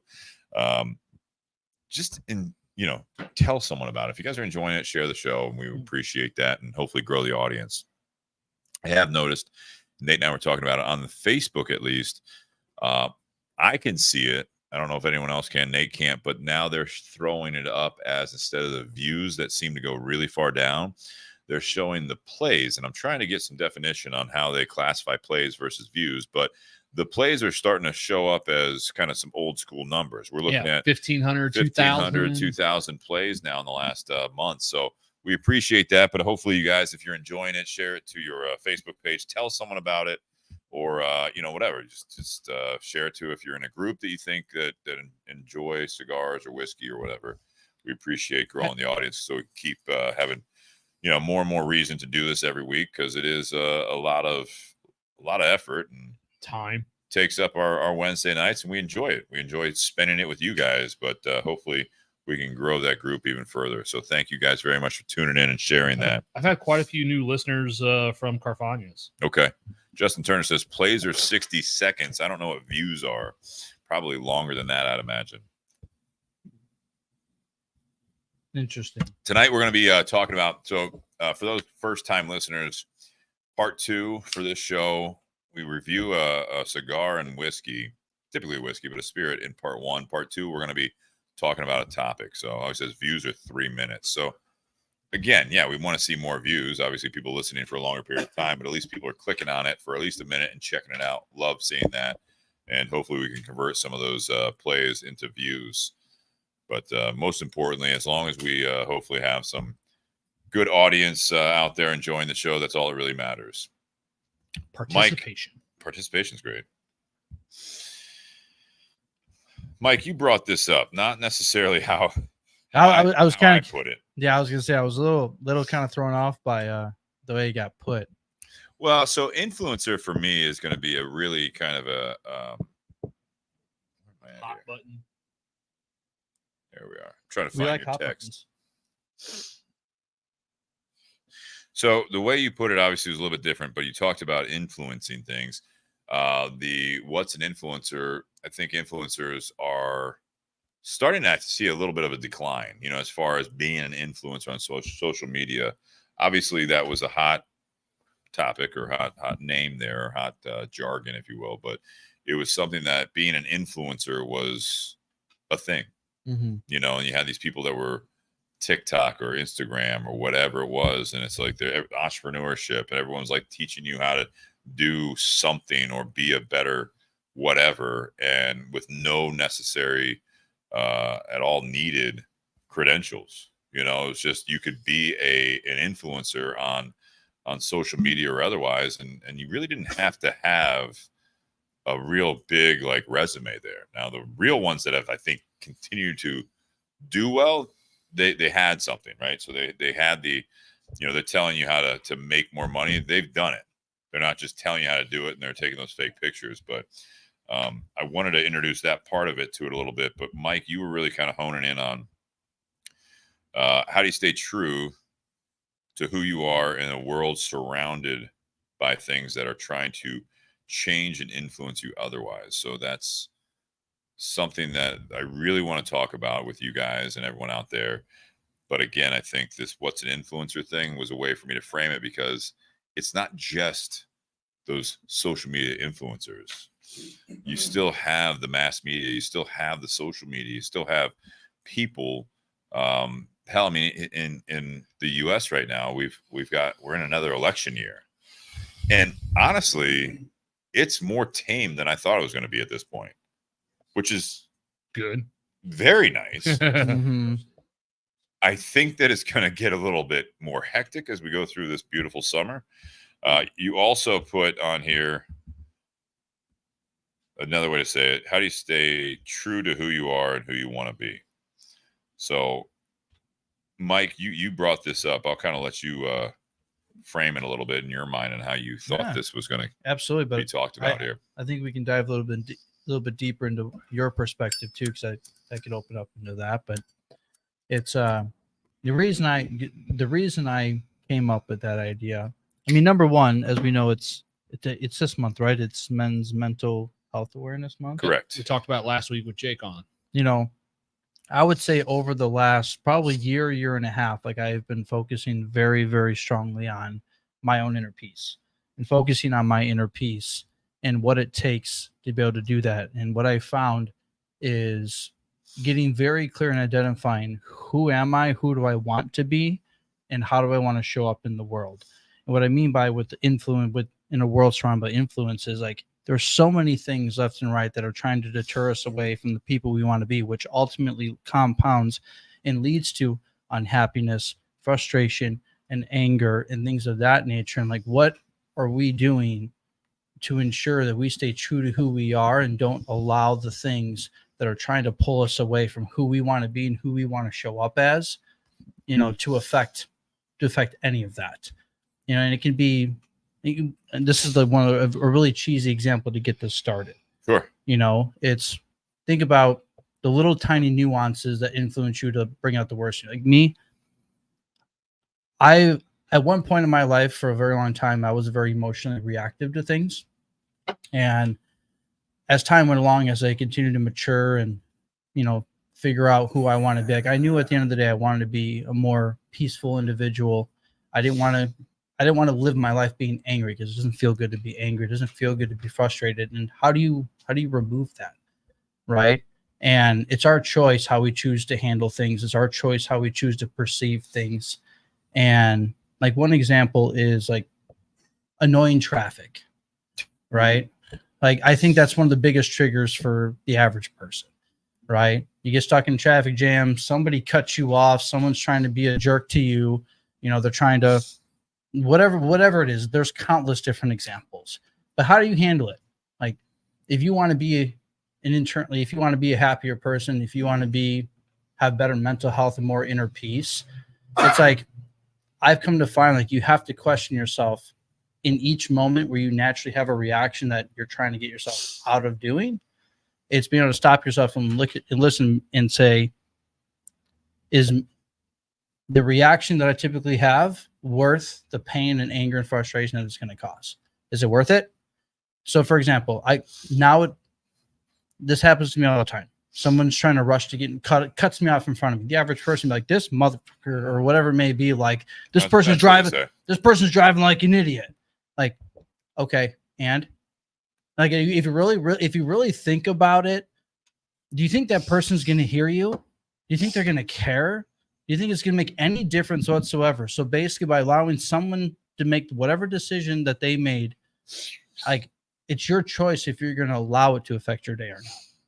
It's your choice. No one's telling you that you have to get pissed off and angry. But again, this goes back to who I want to be.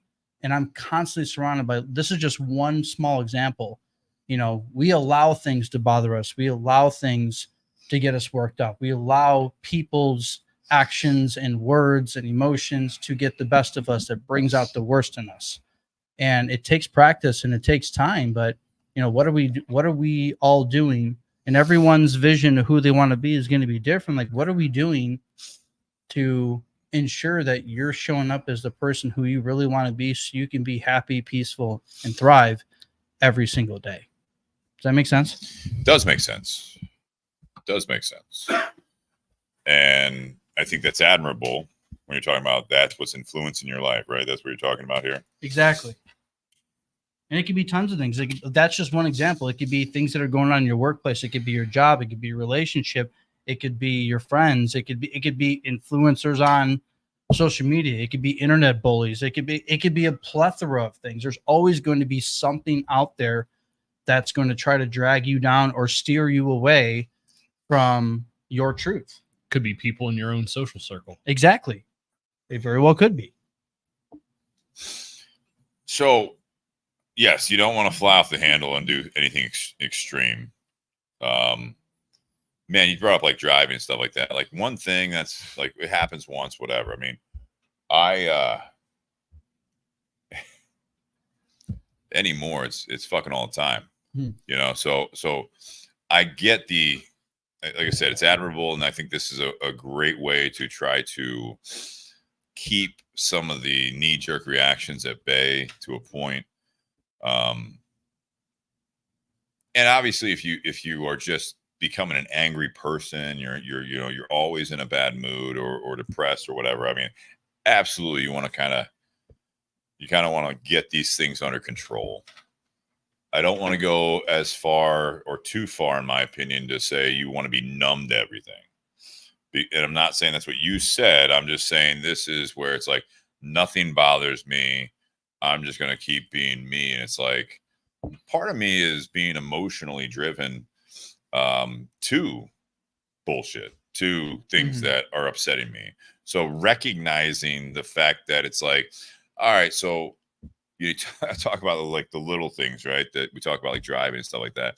There were 3 days in a row, different places. A couple of them were at, in my job. And then another time I was out to dinner last Friday night that I parked my car in an end spot next to a curb or whatever. And I come out and the person next to me is crooked and literally at least one of the tires was in over the line into my spot. And I'm just like, so I'm not going to go out there and, just start breaking windows and shit. So I get that. No, I'm not doing that. Tires. But I'm going to talk to Kristen about it. God bless her. Let me hear it. But I'm just like, the fuck is wrong with people? You know what I mean? Like, I am going to get pissed within reason, in my opinion. You know what I mean? I'm not going to let it ruin my day, but it's going to ruin 5 minutes for this person's an idiot. Like, you want to just like, there's a part of me that wants to be like, what the fuck were you doing? Do you not know how to park this thing? Good thing I parked over here like a good driver, and you just whipped in and just like could care less. And some of them are so close that I'm like, I'm checking my doors and making sure they didn't just swing their door open and stuff like that, because there is a point of it that I think there needs to be within a little bit of internal, at least, reaction, is that I want to react to it so that at least I can maybe do things better to protect myself or protect my car in that scenario. But it's like, other people just don't fucking care. They just don't. I mean, there's such a lack of care in a lot of this stuff. The driving thing you're talking about, not to keep harping on that, but it's like not using the turn signals or sitting on your phone too long. And I mean, I honk my horn when they're just sitting there at a light, like the other car went, or it's been like 5 seconds. I'm going to give a nice little friendly tap. Just like, hey, come on. Which everyone's like, you got to be careful because they might like pull a gun on you. And it's like, well, yeah, that sucks that I have to think about that. All I'm trying to do is like, hey, like the light turned green. Like, let's fucking go. You know what I mean? But I like I said, what you're saying, but at the same time, the things that are influencing just even your everyday, like little interactions. I'm not saying you have to teach everyone a lesson, and I'm not saying that even in a violent way. You don't have to like give them a lecture or even say something sometimes, but there's points where I'm going to react to it and just be like you go into like a little restaurant, like a Chipotle right next door to the shop, right? People are fucking rude. Yeah. To the workers for no reason. I have witnessed. They're out of something. They're like, oh my God, like Jesus, like you guys never have it. And it's like, and I've said it before. It's a gamble, but it's like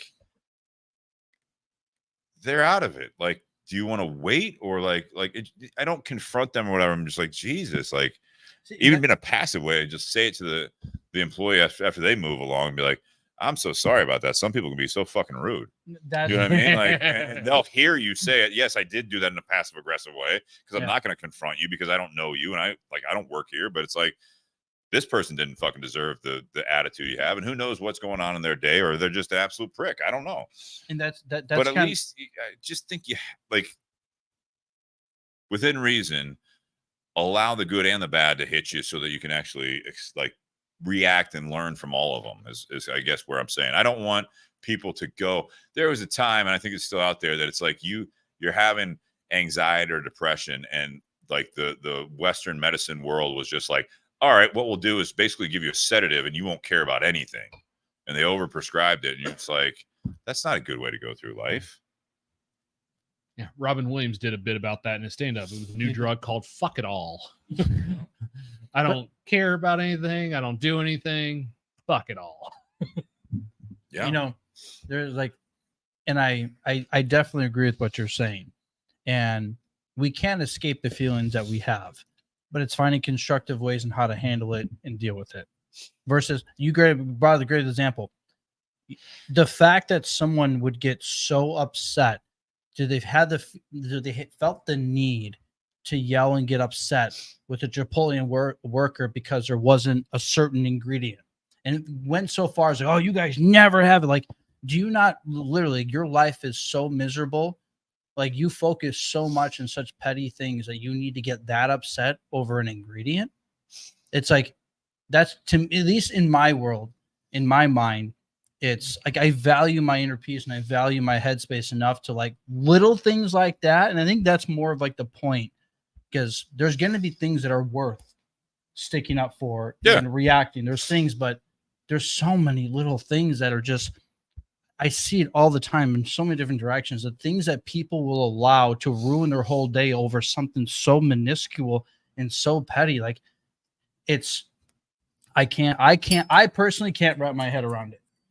And like that was a great example. Like the Chipotle one, is I've actually, at that particular Chipotle, I have specifically seen that, and it's kind of ridiculous because at the same time, it's like the person behind the counter, they're just doing their job. They're not responsible if for they're doing their job. The other side of that is when the workers just Fair. Like, give a shit. You know, but at the same time, like it's not their fault that, let's say, if they didn't get their shipment, that's not on them. If they had a busy day and they've had tons of people, like that's not their fault. That's not their fault. Yeah. You know, so why do they deserve to have to be treated that way? See, I like it. I got that little fire going. I like this, you know? Well, and for me, you know, to that specific example, like I always try and engage those people in conversation sometimes, like, you know, how is your day going? Yes. Stuff like that. You know, just basic small talk. I mean, you have some people out there where, all right, rice, white.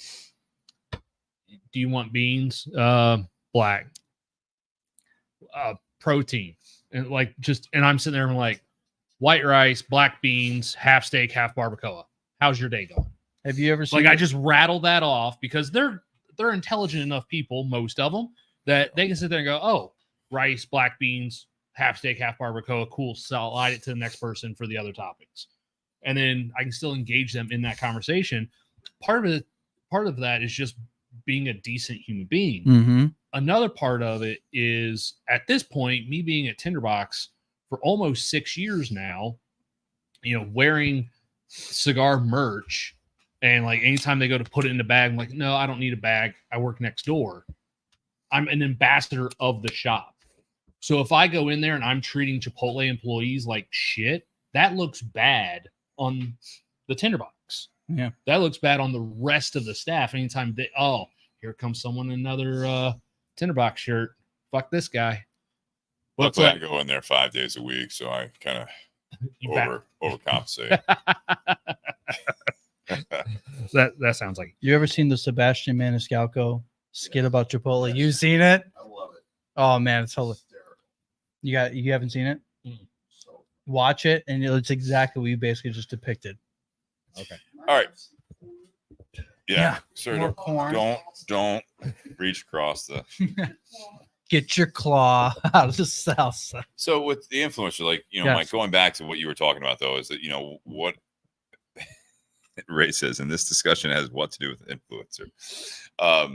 No, but going back to it, like you're saying, you're surrounded by things that are constantly trying to change or influence your decisions or your just overall well-being. I mean, can we kind of, I mean, I think to Ray's point, but also that's just about social interaction and just dealing with, you know, trigger points. That's where the driving the cars, being in Chipotle, doing all that stuff. How are you going to let those daily interactions and experiences influence it? Mm-hmm. But overall, I mean, we had things. I'm not going to recommend that we go political, but we've had those comments on here about, right now, and I mentioned it about we're in, what is it, 5 months away now from an election. Yeah. And yes, there's some major stories. I mean, but it's not necessarily bombarding as much, social media feeds that at least I'm seeing. I don't know about you guys. I see it. When you had the Trump verdict, and then you just had the Hunter Biden verdict and all that stuff. But it seems a lot, just like, to me at least, my vantage point is like, it's like quick bursts. It's not like overwhelming. Mm-hmm. But I mean, to what you're saying, and not necessarily just about the political side of things, but like, Mike, I mean, with you, what else do you see? I mean, you talked about obviously not letting things bother you as much and that, but like, is there a positive side of this, not just the negative, as far as, what's influencing and shaping your opinions out there that people can be aware of and, look for? Let's see. Not to put you on the spot, Nate, you're welcome to answer that. You Sean, talking as well. about in a more positive light? I mean, it can be positive, but I'm talking bigger picture. You know what I mean? Like, well, I think there are ways what's influencing you. So yes, It's not always a bad thing. Obviously, you want to try to, I guess, be open to new ideas or things that you're interested in learning about, or continuing education on things. I will. Yes, I can definitely speak upon like in general. Like, so I'm obviously on social media, but I would say, like, for like Instagram and Facebook, stuff like that, I mainly use it as a tool to learn. I actually have folders in my Instagram, which you guys can't see, but I'll show him. It's things that I have for every single category. So good points, best points, health related. I like that. Parenting things, food, business related, fitness related. So I use it as a tool, so I constantly learn. And a long time ago, I started like getting away from having this closed mind and think like I knew everything. And I have an open mind. As much as I know what I know, I'm always open to be challenged on the things that I think, the things that I believe. And my experience is like, I love to learn. And obviously when you have that closed mind and thinking like you're an expert, everything, is when, you start to become more frustrated and angered and things of that nature. But there's just so much everywhere that, how do I put this? Kind of losing my train of thought here. But to your point, like the more the positive, like being open-minded to different experiences, to different things, different thoughts, and kind of going back to the whole kind of synopsis of this is like, you can't control other people's words. You can't control other people's feelings. You can't control other people's actions. All you have is the ability to choose how to respond to it. Yeah. And I've gotten, because I care so much about my inner peace, I've gotten a lot more clear on stopping myself before I react to anything and kind of analyze like how I should react to this based on who I want to show up as, because I think a lot of people end up becoming what everything is influencing by the way they choose to react. I'm the kind of person, like, I don't want to be an angry, frustrated, type of an individual but when I'm faced with things where I could very easily fire back and things of that nature, like I don't anymore, because I ask myself, like, what is this going to do for me? Is this going to change who I am? Like, I don't want to become, the negative that's being given to me, because a lot of times if you call it stooping to the other person's level, to the situation's level, you are allowing yourself to change for the worse by stepping into what's being thrown at you. If that makes any sense at all? It makes sense. Yeah. Nate, what do you think? I think as important as it is, to have the positive influences in your life, I think even when there's negative ones, you can use them as a positive, because if you recognize that certain things set you off and put you in a bad mood or make you act or react negatively, it makes you aware of that. Now, some people it takes longer to become aware of it than others. Other people catch on real quick. But it's one of those things where if you notice that happening, it's like, okay, when something like this is said, this kind of gets my blood boiling. So either, you either stay away from those types of environments where things like that are going to be said. Yep. And so now you're cutting some of that negativity out of your life. Yes. Or you get to the point where you hear it and you're like, you know what? I want to react. I want to just rip someone's head off, but I know I can't do that. So it makes you actually sit there and learn a little bit of self-control. Yes. And be like, okay, I need to regulate my emotions and how I react, because otherwise you are literally letting other people live in your head rent free. Yep. Like, I think it's a sign of weakness when you allow other people's negativity to turn you into a negative person or react negatively consistently. Hey, you're like, there are some things that are going to be happening that are spur of the moment that cause you to react in a negative manner. But when it's something just repetitive over and over, that topic or that person has complete control over your emotions. 100%. You're not in control. Your triggers show you where you're not free. Your triggers what? So when anger, frustration, and triggers show you where you're not free internally. That's a good way to phrase that. You know, so like there's the quote one, because in here I'm not going to pull it up, but I'm going to pull the feedback up. But as part of one of the things I have is a quote that really hit me hard. It's like, life is the way that it is, but only always. As in, like, something happens, someone pisses you off, somebody does something, you get angry. So like, life is the way that it is, and also now you're angry, but not, like, even though you're angry, you're angry now, and life still is what it is regardless. Like, being angry and frustrated doesn't do anything. It does nothing. It's because life is still the way that it is, regardless of how you feel and how you react to it. It is the way that it is. So, like, obviously, like, anger, frustration, all those things are punishments that you give yourself for other people's actions. You know, again, I agree with you. I agree with you. But man, it's not easy to. It's not. And I also believe that, you know, obviously, we mature as we age, right? We become wiser. We mature. Here's the thing. There's a certain degree where we naturally will mature and become wiser. But there's a point in life where, I would say it's in like the adulthood, because you can't put it on a teenager or someone who's probably like in their early 20s sometimes. But there comes a point where, like, you got to actually put in the work to become more emotionally mature and to become wiser. It takes work. And there are some people that will literally go their whole entire life being the same way over and over and over and over and over again their entire life. And it's not the easiest thing in the world to do, because it takes a lot of, I think it takes a lot of courage. It takes a lot of, what's the word I'm looking for? Not, oh man, I can't think of the word. Almost not being, not humbling of yourself, but, I can't think of the word right now. It takes a lot of work to get to that point, and it's not easy. You know, you got to swallow your pride. You got to swallow that ego that you have, because more often than not, at least in my opinion, your ego will bring out the worst in you in a lot of times. But I don't think it has to. I think it doesn't have to. That's I think, you know, so you don't want it to be debilitating. Sometimes when you react to something, it doesn't necessarily have to dominate you. You know what I mean? Like, you know, Nate, you brought up that, you know, that's a weakness that you're reacting to those things or letting someone influence you in that way. You know, again, I'm not going to promote getting angry or anything like that, but sometimes that can be your driver to a point. That's the reaction. You're upset about something. That's okay to have that reaction. Mm-hmm. Obviously, the harnessing there of how you react to it, you don't just go bust out someone's windshield because they cut you off.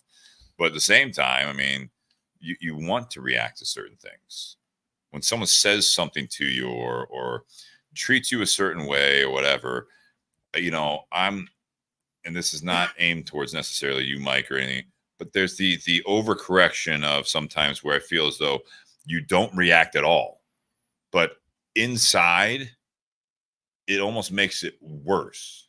It doesn't have to be these extremes where there's violence or anything like that. It's just, but you want to say something, but no, I'm not gonna ruffle any feathers. I'm not gonna maybe make the situation worse. And then you internalize that and you keep it just in you. You're still upset. I don't care who says nothing bothers them. That's bullshit. You're gonna get frustrated, and someday that's the person that we're like, yeah, he always seemed like a really nice guy. Nothing seemed to bother him. I don't understand why he went in there and just started breaking things in that store that one day. That was crazy. Like, I never would have expected that. You know what I mean? I don't know why. Like, like you have your dog, like your neighbor's dog shitting in your yard the whole time. Like, no, I'm not going to say anything.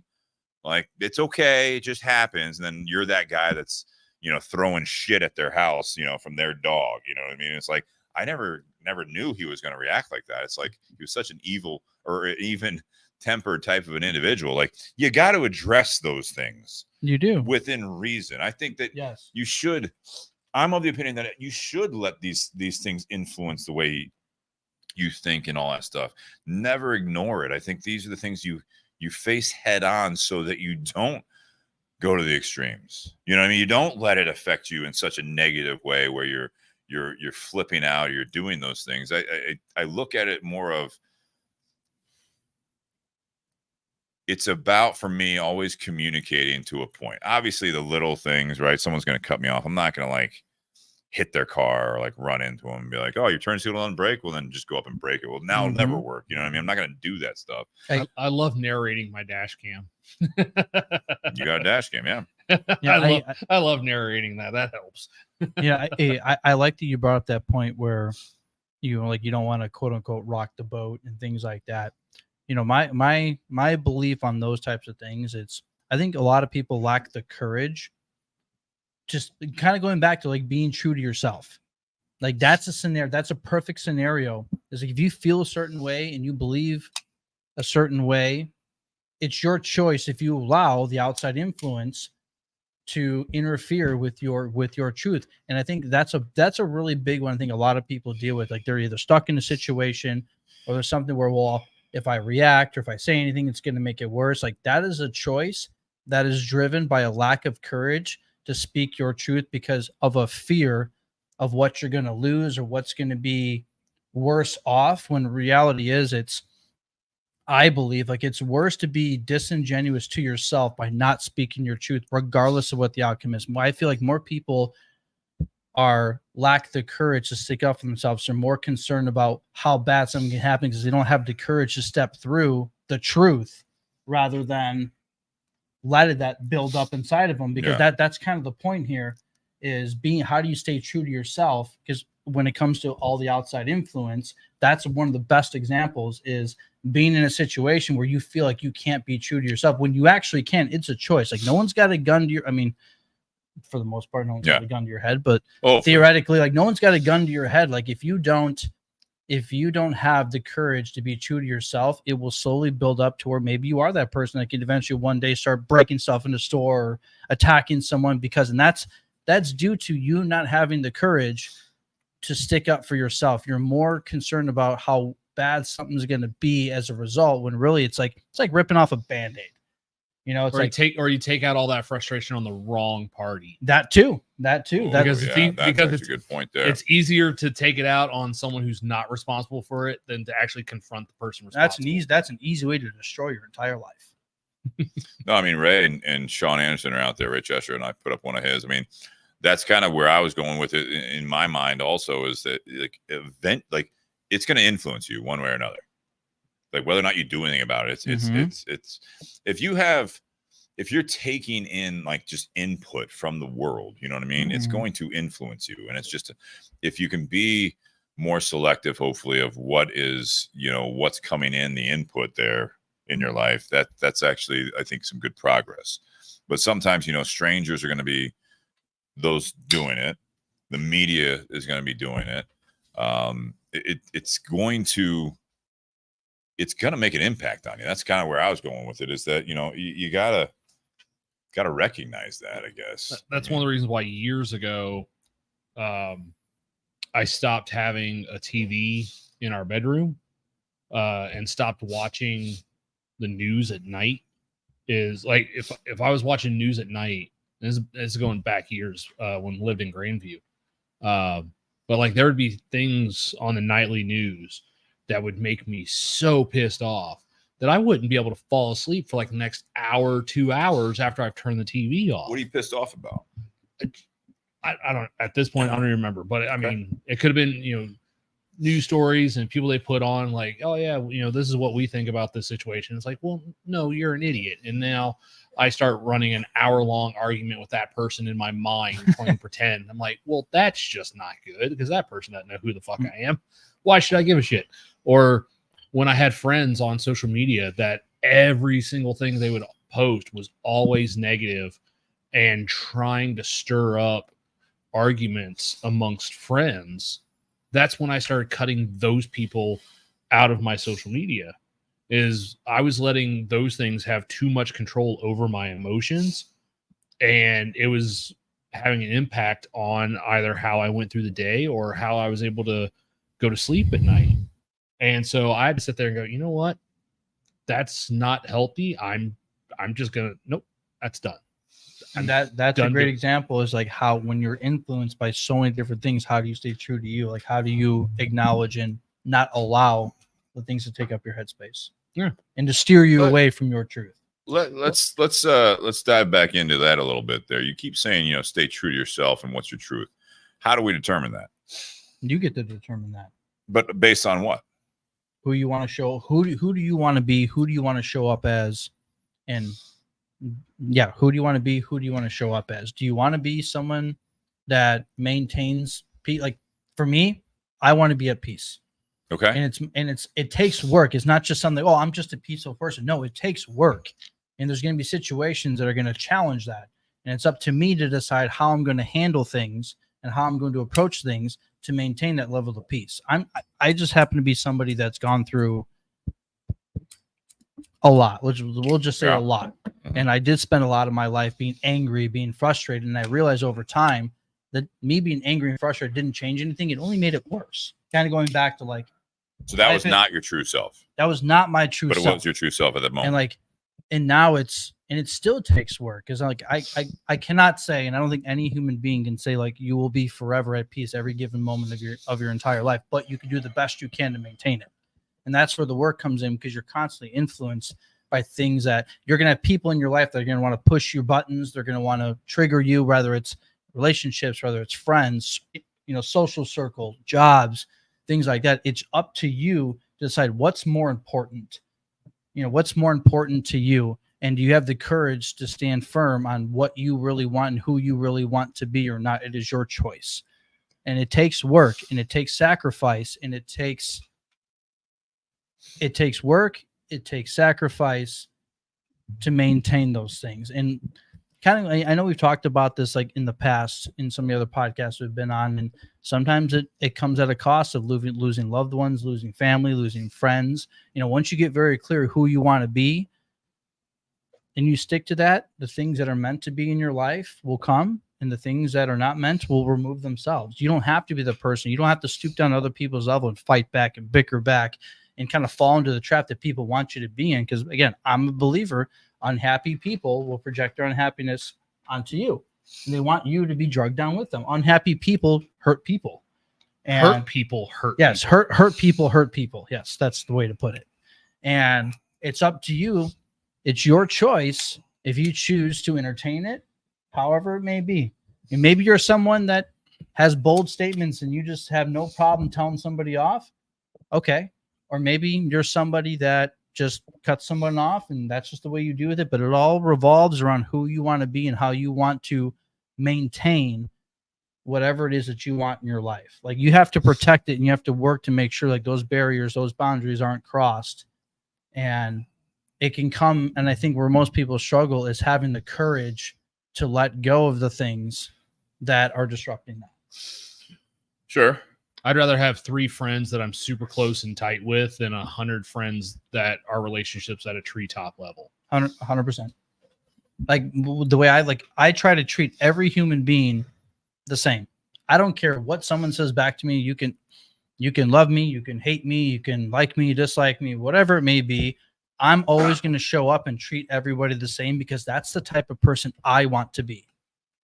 Regardless if someone deserves my respect or, that deserve my attention, whatever it may be. I know I want to be a certain type of person, and I can't allow other people's actions and words and things and behaviors to steer me away from the person I want to show up as. Because like whenever my day comes where it's time for me to go, I want to be able to look back and like, was I the person that I really wanted to be, or did I let the world turn me into something that I'm not, that I didn't want to be?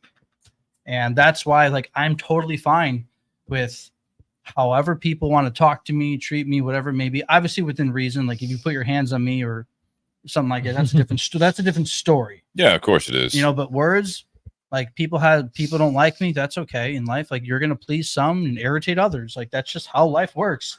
It's up to you. If it's up to you, like it's completely your choice of what kind of life you want to have internally. You have full control of who you want to be internally and who you show up as. You don't get to control other people. You don't get to control your circumstances to an extent, you know, but you get to control how you show up in life. And it takes work. You keep saying that. What kind of work does it take, and why is it so much work if you're being true to yourself? I mean, okay, an example. Let's just say you have a friend who's just whines and complains and is just so negative, but you choose to stick around it, and it bothers you. Okay. And it starts to build up inside of you. You know, you have to build that courage to say, okay, at the end of the day, I have a choice to make. Either I can continue to be unhappy and endure this and be around this toxic negativity, or I can have the courage to walk away from it. Now, that's the point where I think a lot of people struggle with. You know, I'm at a point in my life where kind of to your point in a way, like you'd rather have 3 friends and like have nobody else. Like I'm at a point where I'm completely content with who I am as a person. Like I could be alone tomorrow. Like you guys could both like. Why do you say it like that? It's just why is it like, no, I'm not like that. If I had to be, but yeah, but like I understand like Nate even saying like I'd rather have like 3 close friends than a bunch of other treetop ones. It's like, do you have to choose? Like, I mean, why is it so natural to take this type of thing about influencing and be on the defense about it? It's I mean, why is that? Why do we keep doing like, you say it like that where it's, like if I can be alone tomorrow, it's like, do you want to be alone? That's fine, but it's like, no, like, not at all. Like, and Nate, with you, like the 3 close friends, I get that mindset too. You know what I mean? But it's like, it's just such a social environment. I mean, we live, here in Columbus is a decent sized city. You know what I mean? Nate, you're in a social job and both jobs. I mean, you do this. So it's like, what's framing, I guess, this loner mentality that like, I know you don't need a bunch of other people, but it's like, I've actually done it the other way. Well, I've done it the other way, and I'll let you guys respond here. Is that I've done it like I've tried to be open to everything, to everyone. You know what I mean? Like I've gotten to the point. Now I have found that, and it does frustrate me sometimes when, and maybe a lot of people do have that mentality, right? Where it's like, I'm going to take care of me and all that stuff, and that's great, right? But it's like, I brought it up, and maybe it's me. I don't know what it is. I talked to Kristen about this, but it's like people get so busy with their shit, and then it's like you hear those comments. It's like, yeah, we should get together sometime. We should do this. And it's like there's no effort to that part of it, and it's like, okay, well, 5 years just went by.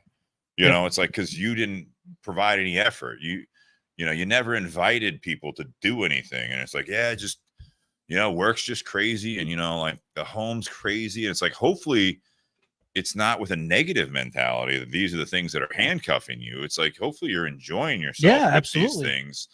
But I kind of just not necessarily trying to keep it positive, but it's like, there's a lot of this, like when this type of stuff with the influencers and stuff like that, it's like, and with the media and all that stuff, I hear so many people like, I don't even watch the news anymore. It's like, how the fuck do you know what's going on? Well, I don't really care. It's like, okay, I guess, but you live in a world that, you fucking being the old man and saying, stay off my lawn and having a bunch of, one day I want to have 50 acres. So I have to see anyone. It's like, there's another way you don't have to see anyone. Just don't talk to them. Stay in your fucking house. I don't know. Like work from home. There's solutions. If you fucking hate people that fucking much, then go be alone. Go be by yourself. Go, buy a house or something in the middle of Montana, as we talked about. Yeah. I mean, Lazy K bar. No. So I want to be very clear. Like there's a specific reason why I said like if I need to, because I say that because I'm not in that position. Is that what I want? No, it's more Okay. of if. But the simple way, the less that I expect from the world, the more I appreciate what I actually have. Okay. And I think there's a lot of people that start to develop entitlements and things like that, which they don't ultimately, what it eventually compounds into is not appreciating who they have and what they have in their life. And I'm just at a point where I'm at such a degree of not expecting things to where if I had to be alone, which it won't happen, and God forbid if it ever did, Okay. it would be for the reasons because I know whatever's around me at that given moment in my life, I could be alone for however long it needed to be because I know what my truth is and I know what I want in my life. I don't want anything disingenuous in my life. And like just to your point, when it comes to friendships, right? Yeah. You know, I have a lot of acquaintances. I have a decent amount of like really good friends. Like one of them, just to give you an example, like I have one of my closest friends who lives in Arizona. We talk maybe recently, we kind of rekindled. There's probably about 8 months before we talk to each other, but he's the kind of a person like when he calls or I call, we pick up the phone. It's like nothing ever happened. We picked right back up where we left off. I know he's a busy guy. He loves his career and what he does. And he's a really busy guy. And same thing for me. Like I'm a very busy individual too, you know, between trying to manage like the home life, traveling all the time for work and things like that. I don't always have a lot of like the most time either, you know, but I understand that. And I don't look at someone, if I don't hear from someone necessarily, I'm going to naturally assume that it's for the best reasons until something shows up to me that proves to me that it's not that. And that's when I can choose to say to keep or remove whoever individual it is. But in this case, his name's Zach. We briefly talked on the phone earlier today as I was traveling from Indy to Columbus. Shout out to Zach if you're listening. Like he actually, I don't know if he's listening or not. I actually did tell him about this tonight. He said he was going to try to tune in, but he does a lot of overseas. Like he does a lot of calls like overseas. So he's usually working in the evenings. Sure. And so he's just the kind of guy, like no matter what, it's always like, love you, bro, stuff like that. We very vulnerable with each other. Like I trust him with every ounce of me. And I just know that we may not talk every day, every week, every month, but when we get a chance to connect with each other, like I know it's a great friendship.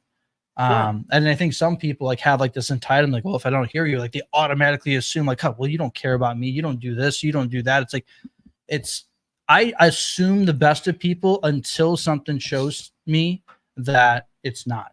Like the whole coming back, the whole trust thing too, right? I know this is kind of off the wagon a little bit, but you know, there's some people in this world that you have to earn my trust.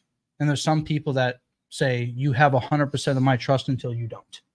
I am the kind of person like you have 100% of my trust until you don't.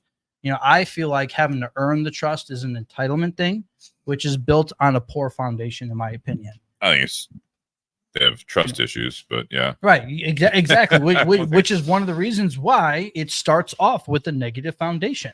Yeah. There's something about, oh, you have to earn it. Like that just automatically assumes like it just rubs people the wrong way. It makes people feel like you can't be trusted. And don't get me wrong. Well, there's trust. You also have to understand, like by having the type of mentality that you have 100% of my trust until you don't, comes with a risk of vulnerability of being hurt and being stabbed in the back. But that's a risk that you take.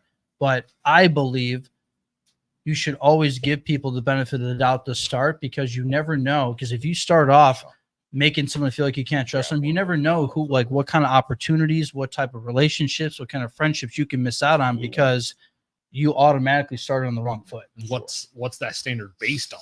Right, exactly. Thank you, sir. Like you know nothing. Like sometimes for new people, like you know nothing about them. Like you're just gonna assume because of your past experiences.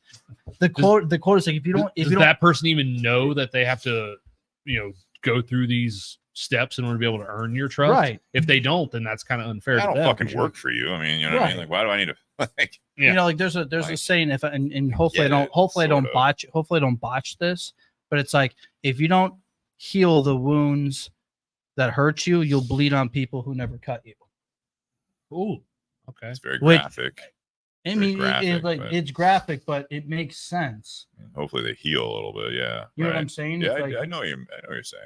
And like, don't get me wrong. Like there's periods of time in my life where I was the opposite. And I know we've talked about like my past before, Yeah. you know, on here. I used to be that person, and like just the people who I've met, the opportunities that I've had, like when I actually changed that, my life, and that all of those steps and all those changes have led to me to be who I am today. And I wouldn't be who I am today without putting in that work that I said like earlier. Like you got to put in the work, and if you put in the work, a lot of people don't want to put in the work for it. And for whatever reason, in my opinion, it's because whether it's entitlement, that people feel like they don't have to, they should just be, not just, you know, when it comes to things being handed to them, most people associate that with like, oh, job needs to be handed to me, things need to be handed to me. But like relationships, you know, friendships, opportunities, like they think that things should just be, they feel like they're entitled to have these things. And no, you're not entitled to anything. And it takes work, it takes courage, and it takes sacrifice to have the life you want to live. And it takes work internally to show up as a kind of person that attracts the things that you actually want. Yeah. Nate, what are you thinking about over there? I see the wheels turning. Well, you had brought up, well, after I made that comment about, you know, the 3 close friends versus I was looking at, I wasn't a dig at you. I was just like overall conversation. No, like you brought up that, you know, I have, you know, I do the podcast with you. I have 2 jobs that require me to be very social and talkative to people, which I do a great job at that. But that relationship I have with, that relationship that I have with customers starts. It's very surface level. Yeah. When it's job related, it's very surface level. We all have friendships that are surface level. Like they're not necessarily those people that we call at 3 o'clock in the morning if something's going on. You know, if you know, all of a sudden bad thoughts are creeping in our heads. They're not necessarily those people to call. You want to have, because you're going to have fewer people that you can call at the wee hours in the morning if you need help with something or you're going through something. You have fewer of those friends than you do on the other side of it. Absolutely. But that's because those few friends, those are the ones you get the most out of. Those are the ones that do the best job at helping you be who you want to be, as Mike keeps talking about. Like, because those people are close to you, there's a relationship, and those are the people that you have let into your life and have let have an impact in your life. And so those are the people that mean the most to you. So if you're going through something or something happens, those are the people you want to reach out to and talk to. Like, those are the people, you know, we all have those friends that when we see them, like, hey, how you doing? And if you say, oh, I'm doing good, that's it right there. And then we have a much smaller number of friends that if they ask, hey, how you doing? And you're like, I'm good. They actually go, are you really? Because the people that ask those follow-up questions are usually the people that are going to care more about how you genuinely are. Yeah, you don't have to care about everyone, like to, you know their whole childhood. I mean, I get that. When I was saying, you know, the treetop versus the, you know, the 3 closer friends, it was more about weighing who is important to you enough to where, you know, those are the people you want to reach out to and let them have an influence Or be an influence on them. Yeah. Yeah. Like I mean, yes, in both of our industries, we'll get people, or, you know, even in podcasts, you know, comments, we'll get those people out there that drive us crazy. And, you know, the people that were like, all right, let me just do my job, you know, help this person best I can. But like, I'm not going to sit there and get into a discussion with this person about this, that, and the other. Like I've seen, I've seen Brian at Tinderbox. Dude, you know, Brian's been in the tobacco world for a long time. He's been in it more years than he's not at this point. And, you know, sometimes you'll have those customers that think they know more than they actually do. And Brian does a really great job of just going with it, because he'll recognize that there are some people that if they say something incorrect, some people are open and willing to accept contradiction to what they believe, and then there are some people that aren't. So you have some people that are willing to learn, and some people who are just so of their own mind that they're completely closed off to anything else. And so he does a really good job at being able to read the situation and go, okay, this is someone who actually wants to learn, wants to know correct things. That's someone that I can have a longer conversation with. But someone who is argumentative or comes back with snide comments every time you say something that may be a little different than what they said, like, that's when it's like, you know what? I'm not going to waste my time. I'm going to be polite. I'm going to be professional. I'm going to do my job. But, like, that's it. I'm going to do what I have to do. But, like, and you have to kind of, it's a case-by-case basis, like, read the room and, you know, how much energy do you put into that? I've ran into a situation like that at a cigar shop. You what? I've ran into a situation like that at a cigar shop, and it was actually at Mr. B's in Indianapolis, or Avon, I should say. And there's this guy, and I got to walk in. I'm looking for, you know, like this guy, actually, the Murcielago. And he's saying, like, oh, you like to smoke those ones? I'm like, yeah. Like, it's been my go-to for like a long time. And he goes, it was by, I can't remember the brand name of it, but he's like, he gave me like a recommendation. Like, if you like that one, you should try this one. And he got really caught up on, because I told him, like, well, you know, I smoke for a very specific reason, and most people don't even know why I smoke. Like, I mean, I think I don't know if I've ever. Yeah. So I smoke for a very specific reason, because it manages my ADD more than anything else ever has. And so I'm a fast smoker. Like, when I'm on the podcast, it's probably the slowest I ever smoke cigars. Or if I'm like actually talking to somebody, but like a Gordo-sized Murcielago will last me, if I'm by myself, maybe 30 minutes. Jeez. 40 minutes at most. Good And that's just naturally. And as soon as when he found that out, because he showed me the cigar and everything, I'm like, well, yeah, because I typically go for the bigger ones, and he kind of like dissed, like, oh, the bigger ones are terrible.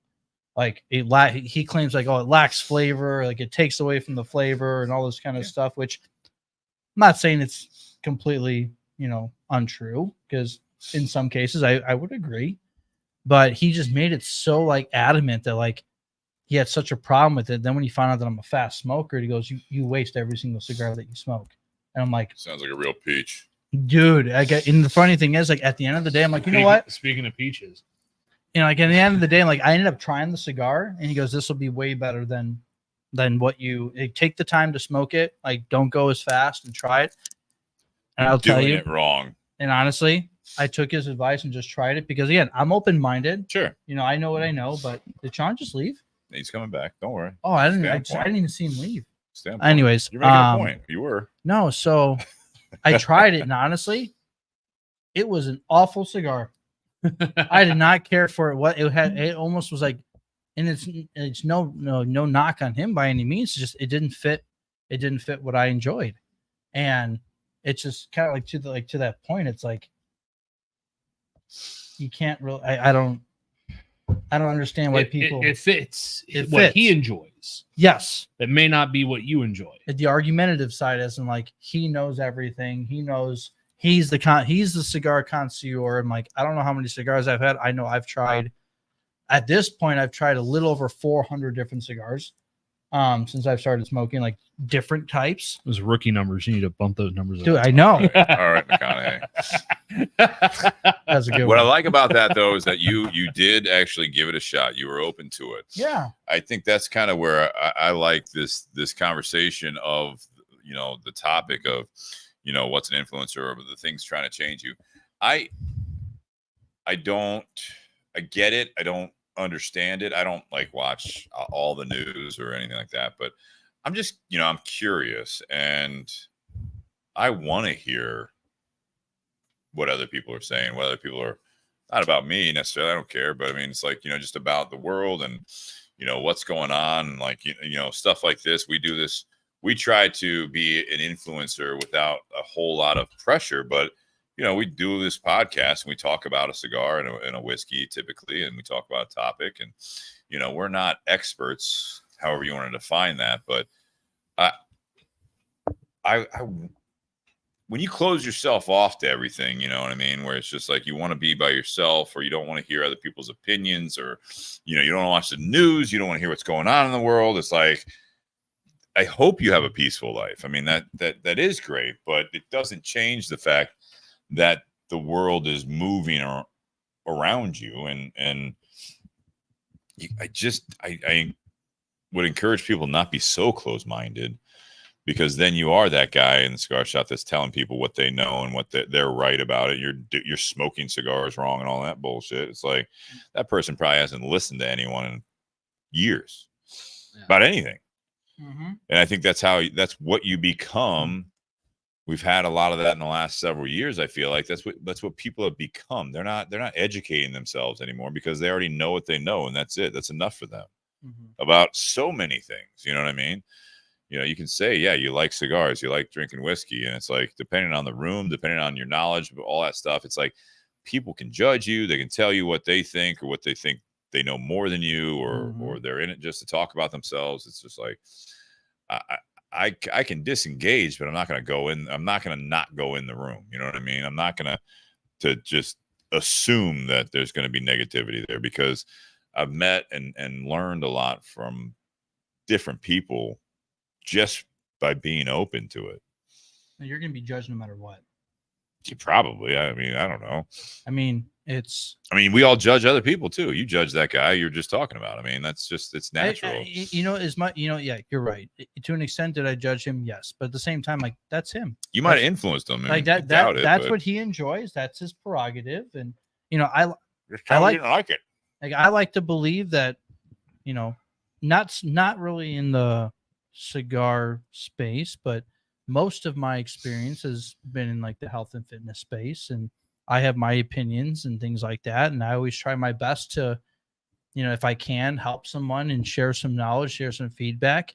I have my perspective and my experiences and what I've gone through, but that doesn't mean it's going to be the same for somebody else. Right. And I'm never going to demonize someone for like, well, you did it wrong, or like, oh, well, that's not right, like that's like it's my way or no way. Like, no, everyone's different.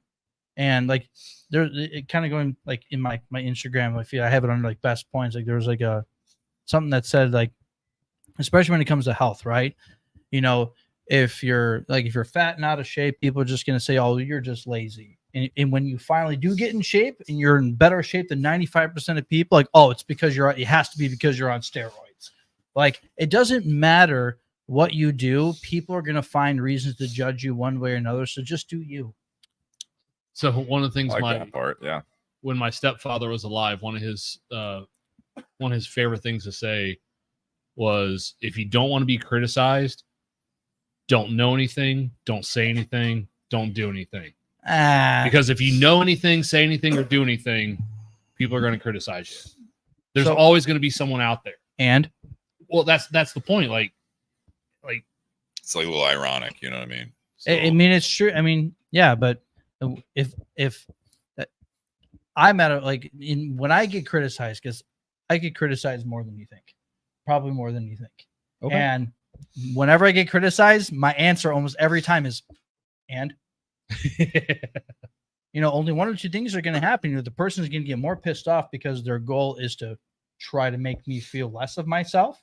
And more often than not, when that happens, is because whoever's on the other side is unhappy, is hurt themselves. So they're trying to hurt me. And it's like, whatever.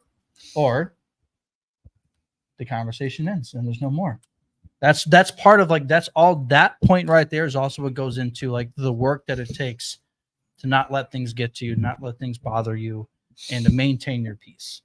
You can't let other people's thoughts, feelings, and opinions of you dictate how you feel about yourself. Like, you're the only one who gets to decide that. At least you should be the only one. What if they're positive? But if it's positive, it's a bonus. Like, if you feel great about yourself, let that help. Absolutely. Mold you, shape you, but not the negative things. Yeah. So that's where it's like, I don't expect anything from the world. I don't. But when something good does happen, it's a bonus. I don't expect it, but when it does, good things do come, it's a bonus. Like it helps me reassure it, but I only allow the good things to reassure me. Now that's separate from constructive criticism, because I'm not a perfect person. And I like to, whenever a challenge or things come in front of me, I try to be as agnostic as possible to whether any kind of feedback or whatever it may be. I try to look at it from an agnostic perspective, because when you're opinionated about something, you're only going to look at it from one side. You'll take it as an attack or whatever it may be. And I like to be agnostic, to think, do they actually have a point? And I internalize it, and I think about it, and I rationalize it, and I make the decision of like, you know what, you're right. Or, okay, and like, it's in that time. Those are the things that I had to work on to get to that point, to be able to handle situations like that. You know, there's some people that like to give me crap, and like, I take the time to think to myself, do they actually have a point? Because if my goal in life is to grow as an individual and to maintain who I am, I have to be open-minded, because I'm not an expert on everything in life, and I never will be. So you never know what you're going to learn, regardless of what status someone's at. Like, it doesn't matter if someone's wealthy, unwealthy, you know, popular, unpopular. Like, you don't know what people's life experiences. You could learn a lot from anyone. So taking the time, whatever's communicated to you, you got to put it through the proper filter in your mind and go, does this person have a point? Does it make sense? Does it fit with who I want to be? Is what they're saying going to help me grow? Like, use it as a positive. Look to see if there's a positive or constructive way that what they're saying is going to do for you. And you make the decision of either, you know what, you got a good point, or, and. Well, I think it also goes the other way. If you're the kind of person that gives criticism, do you do it just to criticize, or do you do it to try and be constructive? Because there are some people out there, especially in leadership positions or management positions, that criticize people just for the sake of telling them they're wrong. And then there are you know, what a good leader should be, that actually sits there and goes, okay, this is what happened. What necessarily the best thing to do or best thing to say? Here's what we can do next time. Here's what, you know, here's how we can take that negative in their mind. Here's how we can learn from that and you know, possibly make it a positive thing, a learning experience. But there are some people that want to just sit there and criticize just for the sake of criticizing. And then there are people that want to make you a better person, but they're not going to make you a better person by coddling you. Yeah. They're going to make you a better person by saying, okay, this is where you're falling short. Mm-hmm. I mean, people have, if you want to grow from that, or if you want to grow in your knowledge, if you want to do better at whatever it is you do, all right, here's how we do that. Yep. And I think that goes, I think, especially in a business culture, that goes a long way. Is if you have someone in charge who wants to actually teach those under them to be better in that particular field, that particular job, that industry, instead of just, you know, constantly sitting there going, yeah, that was the wrong thing to say. That was stupid. It's like, okay, that's stupid. Great. So I did that wrong. What should I like? This is my thinking of it. Like, this is what I thought going into this. This is why I did what I did. How should I have approached the situation differently? mm-hmm. Instead, they just sit there and go, nope, that was dumb. And it's like, okay, I never want to try something again, because now I'm afraid that if I take the initiative to do something, I'm going to fuck it up and I'm going to get yelled at. So why should I try it again? It's a terrible way to think. It's like a terrible way to think. It is, but sometimes you have those people over you that just kind of drive you into that. Mm-hmm. Like, if every time you do something, they sit there and tell you all you did was wrong, then you're eventually going to get to the point where you're so worn down of being yelled at and criticized that you're going to be like, okay, well, every time I do this, I get yelled at, even though I don't know why what I did was wrong. So I'm just not gonna do that anymore. That is not a leader. It's not a good leader. No, not at all. I agree. I in leadership, one of the things that I follow and that I've always known is real leaders, like, they don't judge people for how bad their bad ideas are. They judge them for how good their good ideas are. And that can go a long way, because if you think about it, people who are at the top and the high level, they typically get frustrated, they get irritated with lower level people, but sometimes they forget you're in the position that you're in for a reason, because you have the experience, you have the knowledge, you have the wisdom, and the people below you don't. And they rely on you to help them grow as an individual. Now, there are some people who are selfish and self-centered that don't want to ever have those people because they feel threatened. You should never feel threatened. Like, if you're an honest leader, good leader, like, at least in my, like, when I used to be a wrestling coach, it's my goal was always like, if I can make someone better than me, I know that I've succeeded. And I never thought I don't want to give enough away to where they can, surpass me. Like, what threat does that give to me? That just shows that I was a good leader and help people grow and to develop. That's what good leaders do. That's what good leaders should be doing. One of the things I've seen a lot in, multiple different careers that I've had is the people that get promoted into positions of leadership were just people who were good at their job.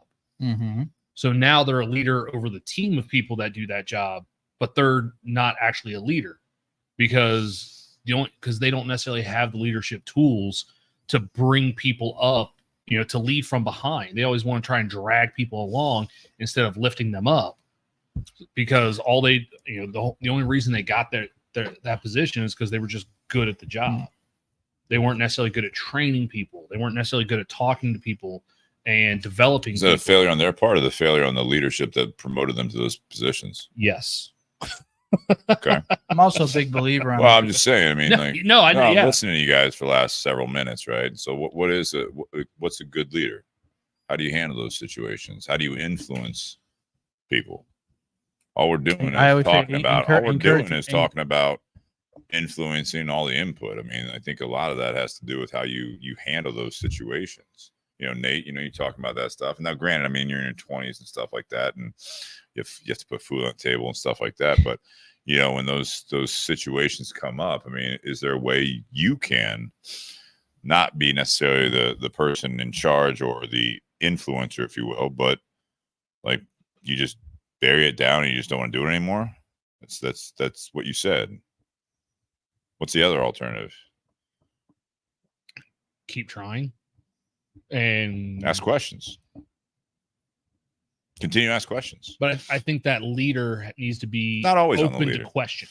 When you talk about work, it's not sure they do. I mean, obviously that's leave the job. I mean, no one's requiring you to work there, right? I mean, you start working on an exit strategy. That's the career advice there. But I'm talking about just interactions with people. If they're just telling you the bad things and they're just doing that, I mean, that happens in relationships and stuff like that too. But a lot of times, if you don't stand up for yourself, just in the simple fact that you start asking questions. Okay, well, how would you recommend I do it differently? I'm not coddling the leader or the other party there, but it's like, okay, you said I did it wrong. Like, just like in a business atmosphere, you pull out a notepad or whatever. Be like, all right, can we work on this? Because I want to do better. I want to do this better. I'm not going to just be like, woe is me. I got yelled at work. Like, all right, so can we? Do you have time, or do we need to set up another time to talk about this? Like, I'd love to get better at this. So you take action. You're like this whole, like I said, the influencer, like it's all input. No, it's got to be both ways.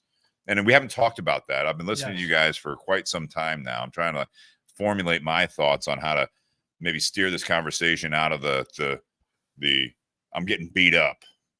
You know what I mean? I'm getting beat up. Like, even like fucking Rocky, he says, it's not how hard you can get hit. It's how, get back up. It's that kind of mentality here. Like, what's the action here? What are our listeners going to learn from this tonight? How can we get better at either being the influencer or being influenced? But how do you handle that?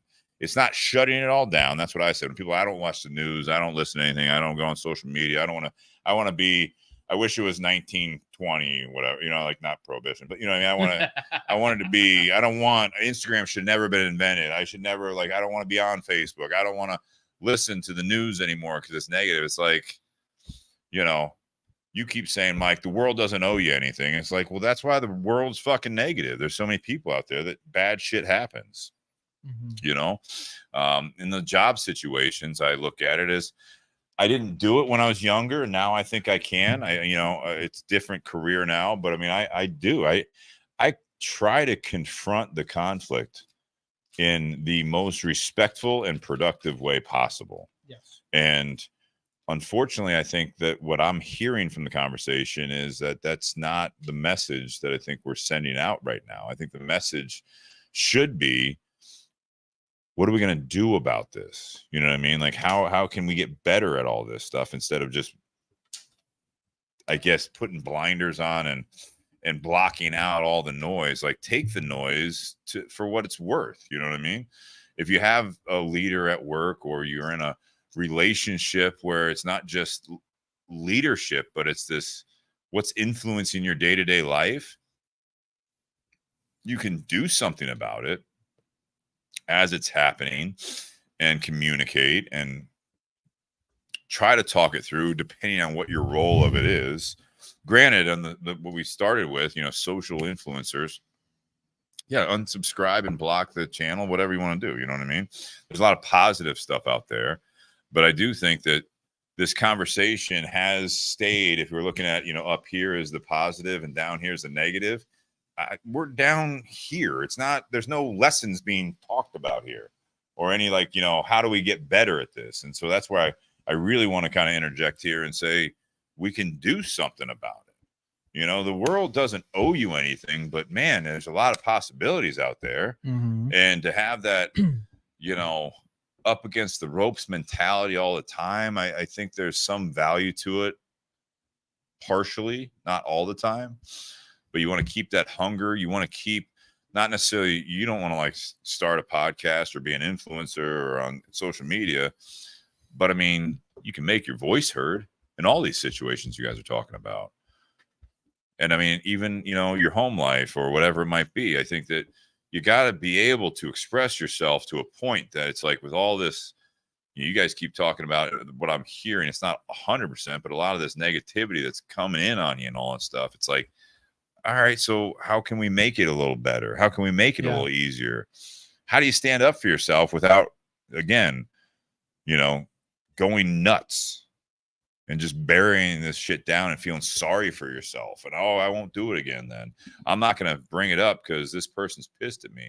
You don't know how that leader, in my opinion, whether it be at work or, the other person in your life or, whatever it might be, whatever the situation is, I don't think, if you don't say anything or ask questions, then you've defined it. You've helped define that relationship with that boss that we're talking about and stuff like that. If all they're doing is bringing shit down, I'm not saying you're going to change who they are, or how they manage, or any of that stuff. But for your own well-being, at least start asking questions. So that's what I was going to say. And I'll use my jobs as an example, but within the realm, I'm not actually giving an actual example.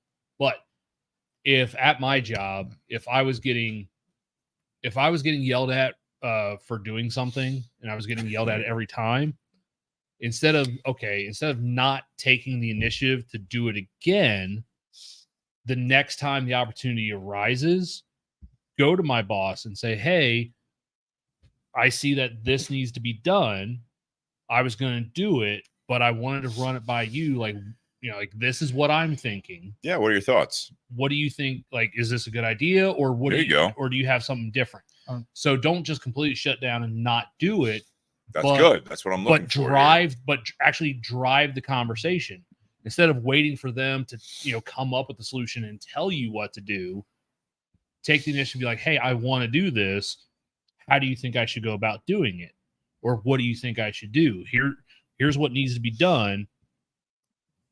What do you think about this situation? Instead of either taking the initiative and running the risk of doing it wrong and getting yelled at, or shutting down and just not doing it at all. Yep. There's a middle ground of, there you go. Okay, I need to do, or someone needs to do this. I'm going to take the initiative to do it. But so that way I don't get yelled at down the road. Maybe I cut that off and be like, okay, what do you think I should do? Or how do you think I should do this? Yeah. Because then it shows that person that, one, you're willing to still do those tasks, but you're also willing to ask questions or ask for help. Yeah, take your ego out of it. Yes. Because if they're not going to take their ego out of it, that's fine. I mean, the whole conversation was about the influencing factors and changes around you, and how you know, Mike, you kept bringing up, staying true to yourself. Staying true to yourself, in my opinion, is not just always the conversation of blocking out people or ideas that you don't agree with, because it's not who you are as a person. I think life circumstances, a lot of times it's being true to yourself and not always like defending yourself or being offended or any of that stuff. Just at least make your voice heard. Try to be tactful. Pick your battles. It's all those things where I feel like I said, a lot of the conversation tonight was, I think, on the defense a little bit, and it's, we didn't even dive into what are your positive influences as much. I mean, you shared a little bit about your Instagram stuff, but it's this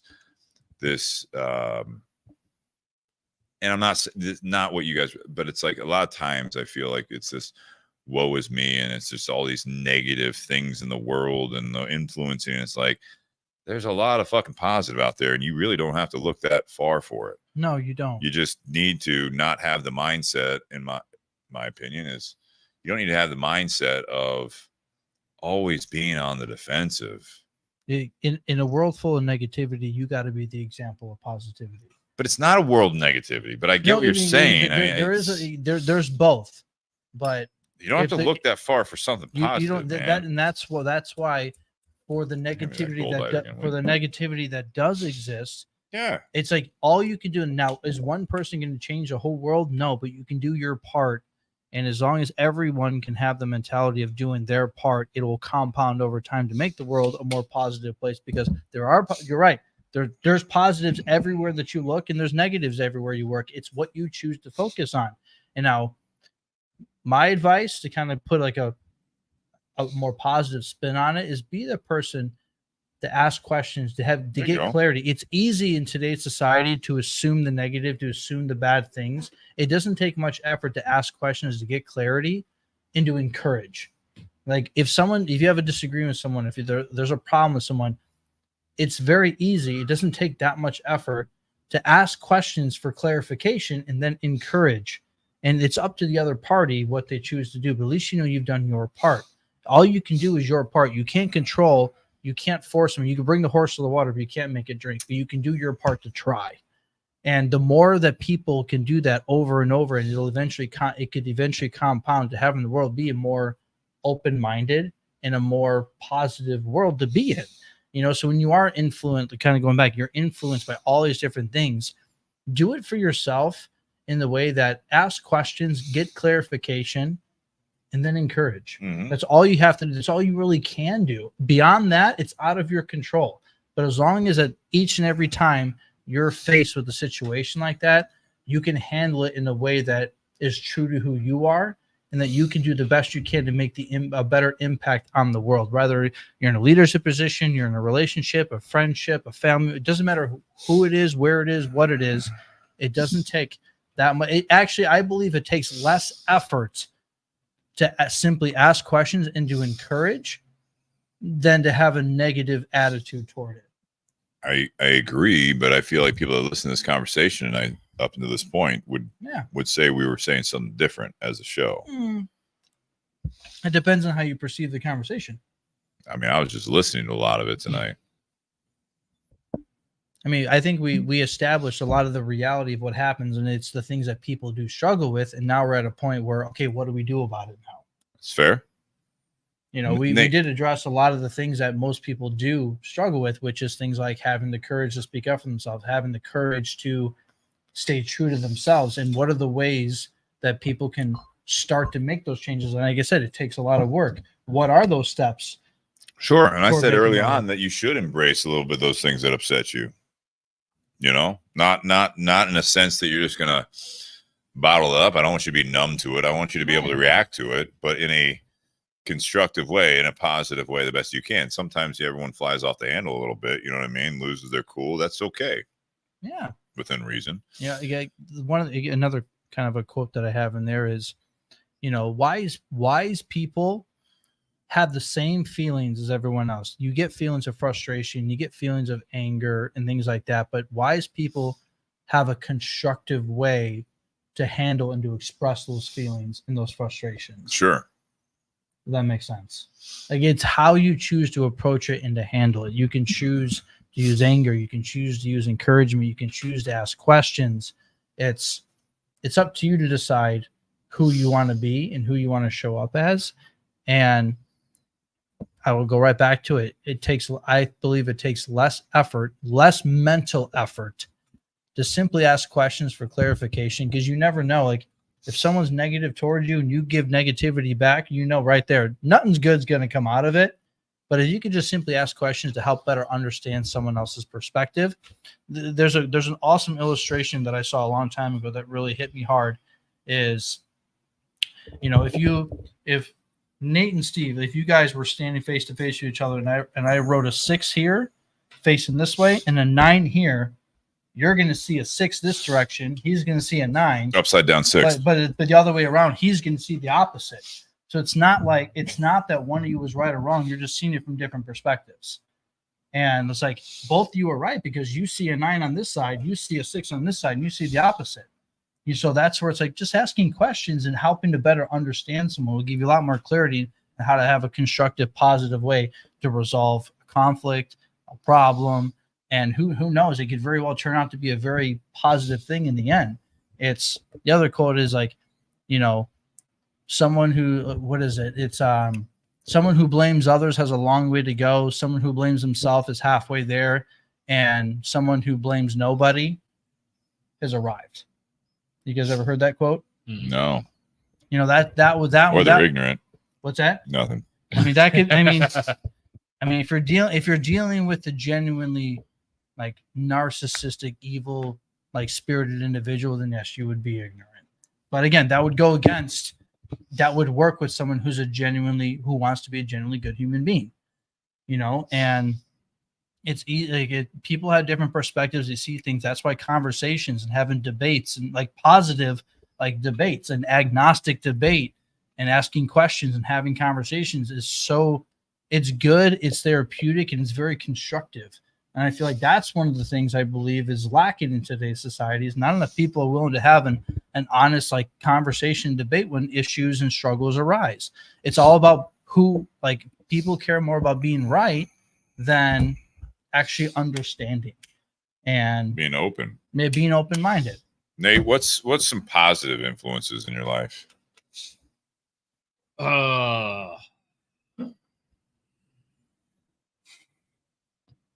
Come back. No. The amount of time it takes you to think about this. No, It's kind of I was doing that on purpose. okay. Good. I was doing that on purpose. I hope so. I think you're stalling a little bit, but Yeah. go on. Positive influences. My dad. My stepfather was a huge influence on me. I talked about before, like even before he and my mother were married, he was my pastor, and he was the one that gave me the whole birds and the bees talk as a kid. Went out to lunch, ordered a steak, and it came back purple on the inside. I still remember that. Nice. Nice. One of those things that stands out. I think Jess, my wife, is a positive influence. It's important to have that if you can, obviously. Yeah. Well, I think having a partner who is a positive influence is tremendous and goes a long way. Yeah. Because that's someone who is always going to want the best for you. Hopefully. Well, that's what a good partner should do. A good partner should always want the best for you. Even though you may not, though the two of you may not necessarily agree as to what that is, at least they're wanting the best for you. They're not trying to drag you down. Yeah.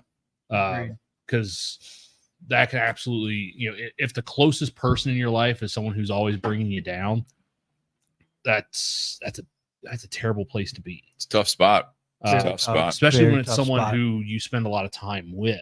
If the person you spend the most amount of time with is the person dragging you down, that's a tough place to be. Yeah, And so, change the scenery. Yep. and I mean, so it's, how do you don't necessarily have to cut off that relationship, but recognize, okay, here's where the issues are, here's where the shortcomings are. If we want to still be a partnership, like, how do we go forward? How do we both make changes to be able to grow together and be positive influences on one another? I would say in the years that I've worked at Tinderbox and done this podcast, you've been one as well. Cheers, man. Thank you. Not blowing smoke up your skirt, but Good and bad influence, I'm sure. yes. My whiskey collection before you and Jake started this podcast was very, very small And cheaper. and cheaper. Yeah. Yes. Same. Same. Same. I can speak to that. Mhm. Yep. So much more money.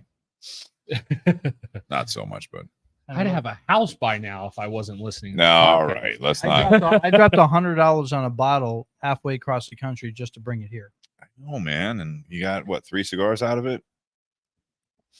And good conversation. It's worth it. I like that. Worth it. Worth every second. Love it. Ray's got jokes. I'm glad he recognizes his own jokes. Ray says, me, don't forget about me, Nate.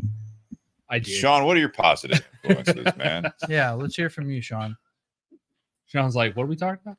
I've noticed you don't play Angry Birds anymore. Is there you just Neither do I. Wait, how do you know he's not like? How do you know that his it phone's was not sideways. vertical. There was a time between the two of these guys, Sean and Nate. It was like I'd look over and it's like, no, I'm not playing Angry Birds.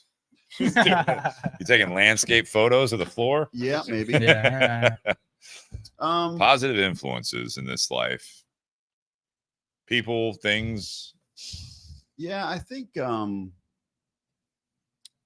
like you, Steve, and Nate, and like Shannon, like those guys. You guys are kind of like my guys that I kind of go to when I have issues or I need to talk or just a lot of things. And we just we put our dog down last week. She had a tumor in her heart and it went quick.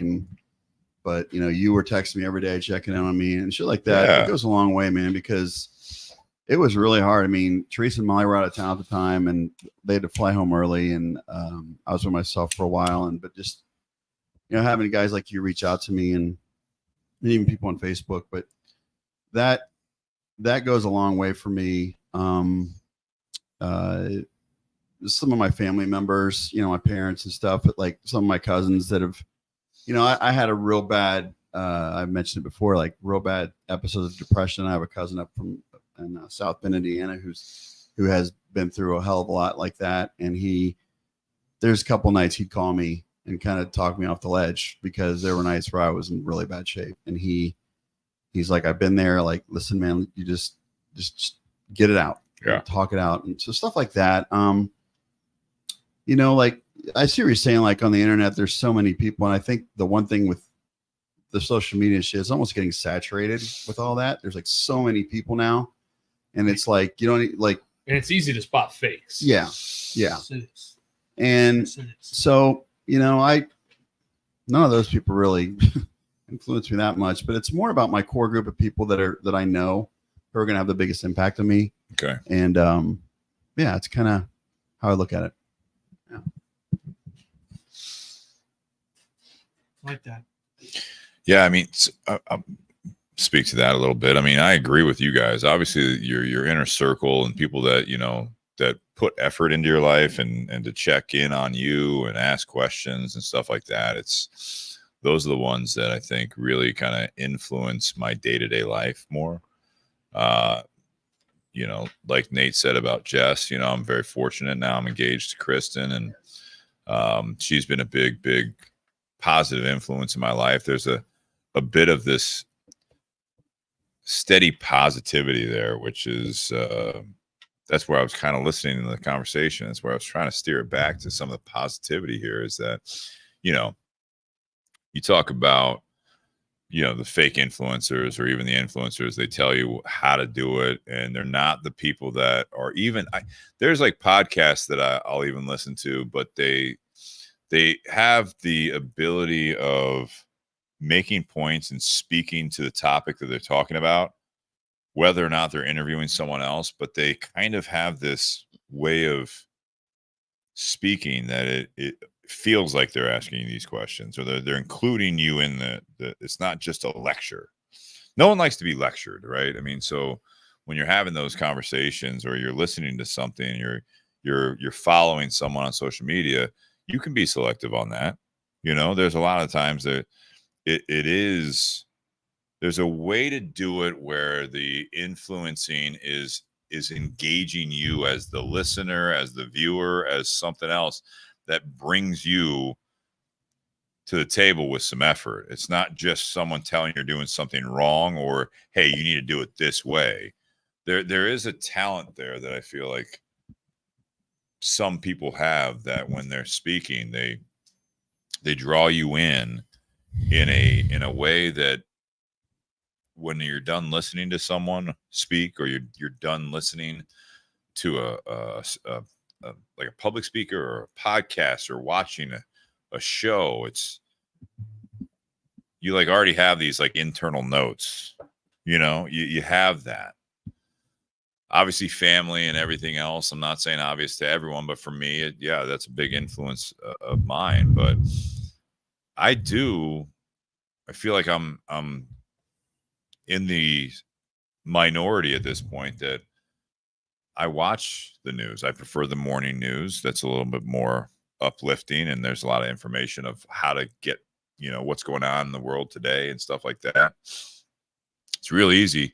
A lot of times people like talk bad about the news, and like you talked about it, Nate, you know, about the nightly news. Mm-hmm.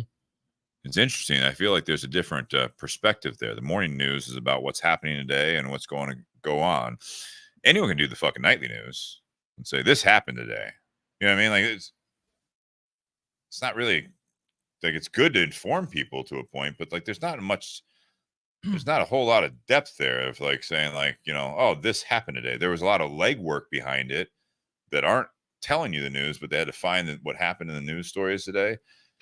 That's not influence, shouldn't, but I get what you're saying. It's a lot of negativity there, but that's just facts. Like that's just like, this is what happened today. And it's like, it's like coming home. Someone says, how was your day? I can give you the nightly news, but it's a lot harder to give. Like if someone says, hey, what's the day look like? You know what I mean? And to give someone your morning news, that's a hell of a lot more difficult, because you're doing what Mike was saying earlier. Like you want to be true to yourself and do this with your life. Think about that sometimes, where I think that sometimes everyone's talking about the influencing, and it's super easy to just tell you how, hey, this is how I did it. But it's a lot harder to tell you how I'm going to do it, or what I see that, you know, going forward. Fair point. Fair point. But yeah, the you know, influencing is just all across the board. Absolutely. And you have to, for me, it's, you want to be selective, be open about what you let influence you. But just because you have something coming through the input into your life, into your ears and your eyes and all that stuff, that doesn't necessarily mean it like has to influence how you react to everything else in life. And I feel that there's a lot of people that, not just in the last several years, obviously that's really easy to talk about, but man, there's a lot of just every little thing that was coming through, people felt beat up with, like you were talking about, Nate.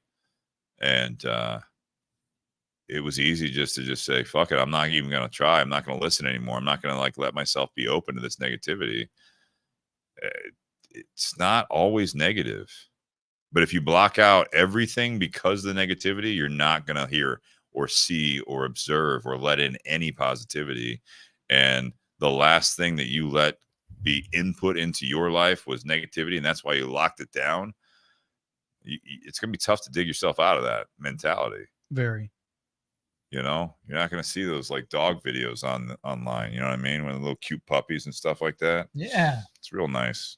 it is awesome. You know, someone does something nice, and everyone's like, "Oh man, it's nice to see someone someone's actually doing something nice these days." It's like that shit happens more than negative, honestly. But no one wants to talk about the the positivity. They talk about the negative.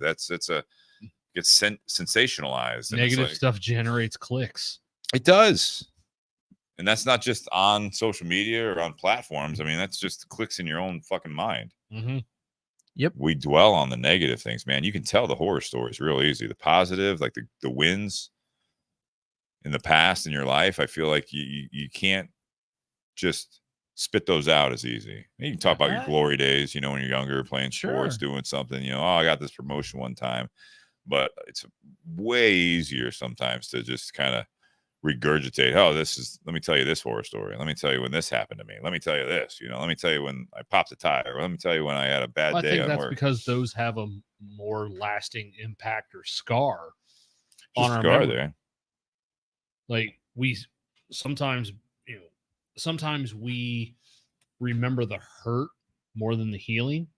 Huh. And so yeah. And so like that's what we recall, is because that negative emotion that we had was stronger than the positive emotion we had to something else. Unless you turn that negative, I'm not saying you're going to forget it, but unless you turn the negative into the drive to move forward and to get to the next win.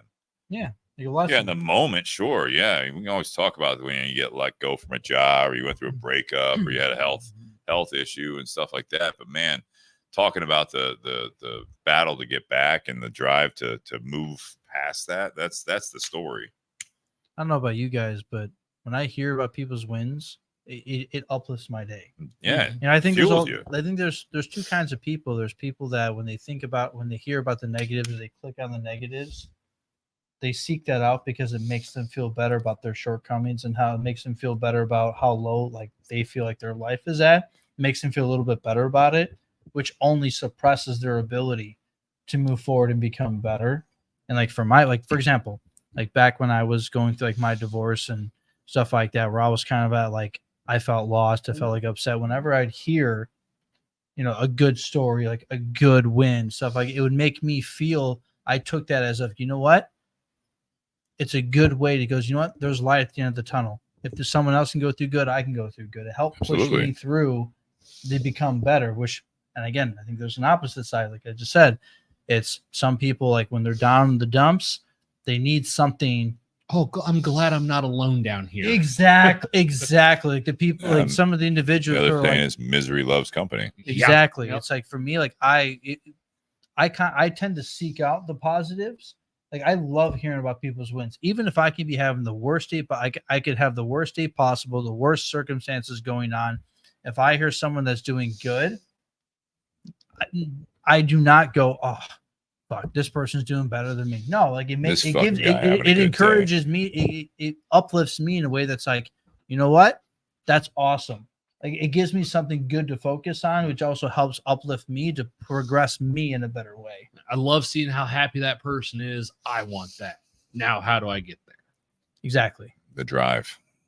Yeah, I think sometimes it takes work. For some people, it takes work to get out of that negative mentality, because if you're so accustomed to it, I mean, you basically programmed your brain to seek out the negative and to stay in the dumps.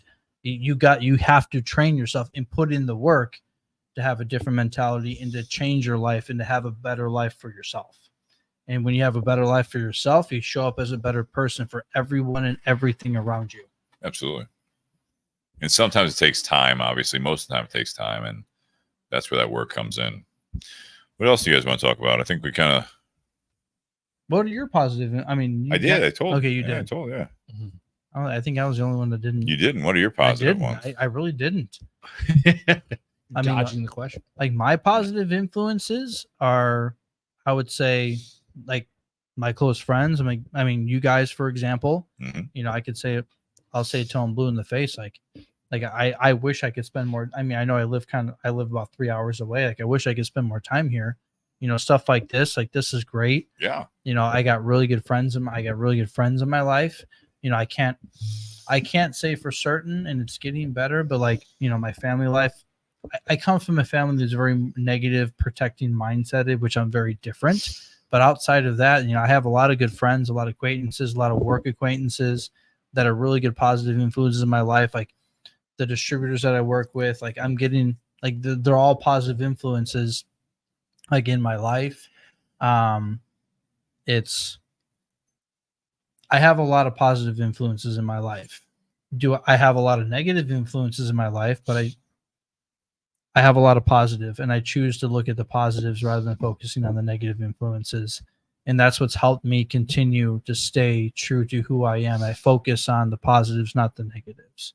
I think everyone, no matter where you look, where you go, like if you want to focus on negatives, you'll find it.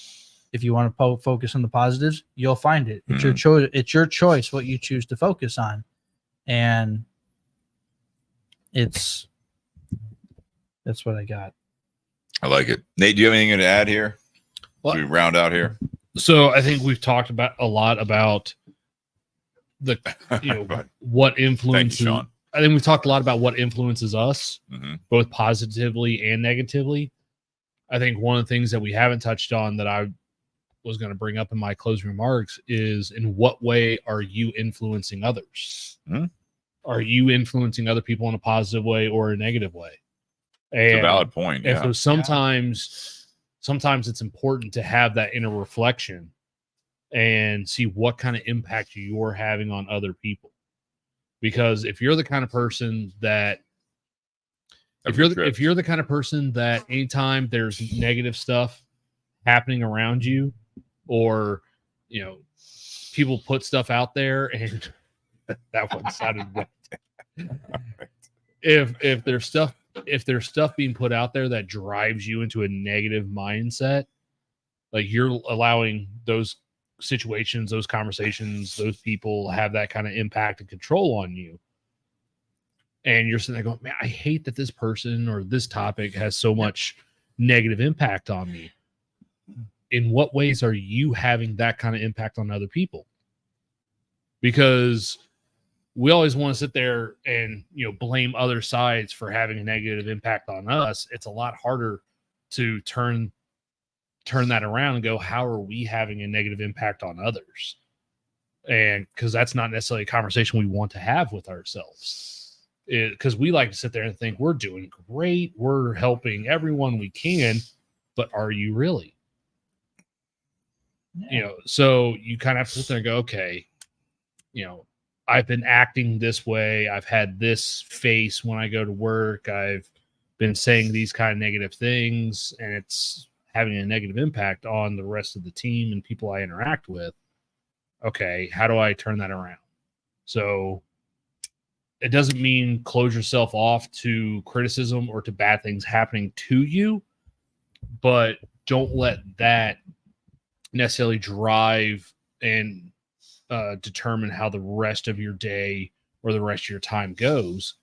Sit there and say, okay, this happened. I'll learn from that when the time is right.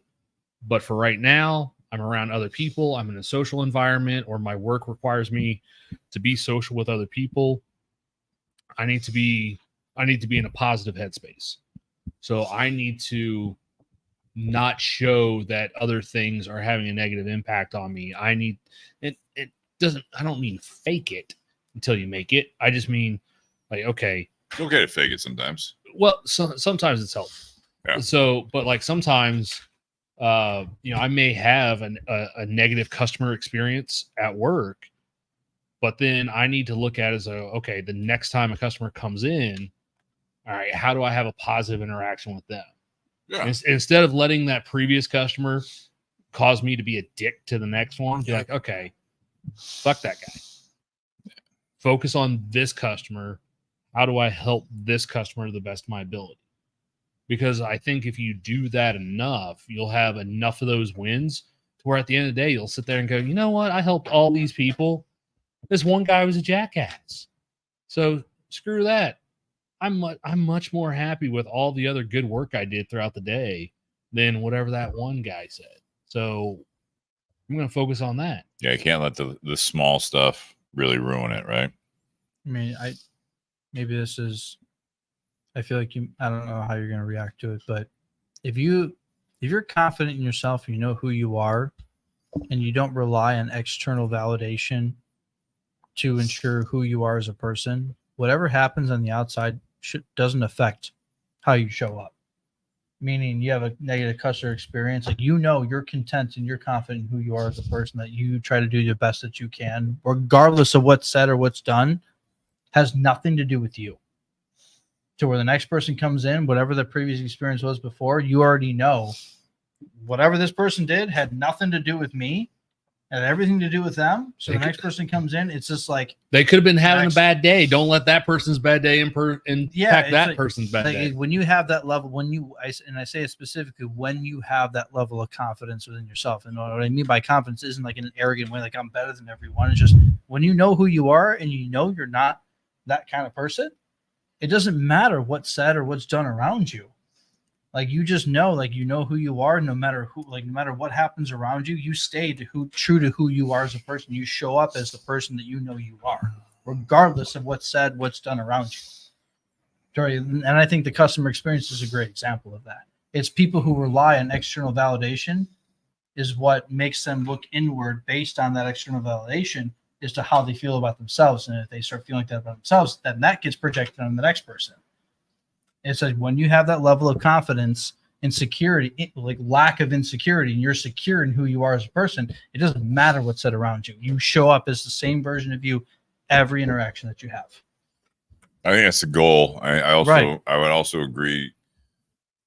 Although that's the goal, I mean, again, it's the embrace the suck. It's let those things.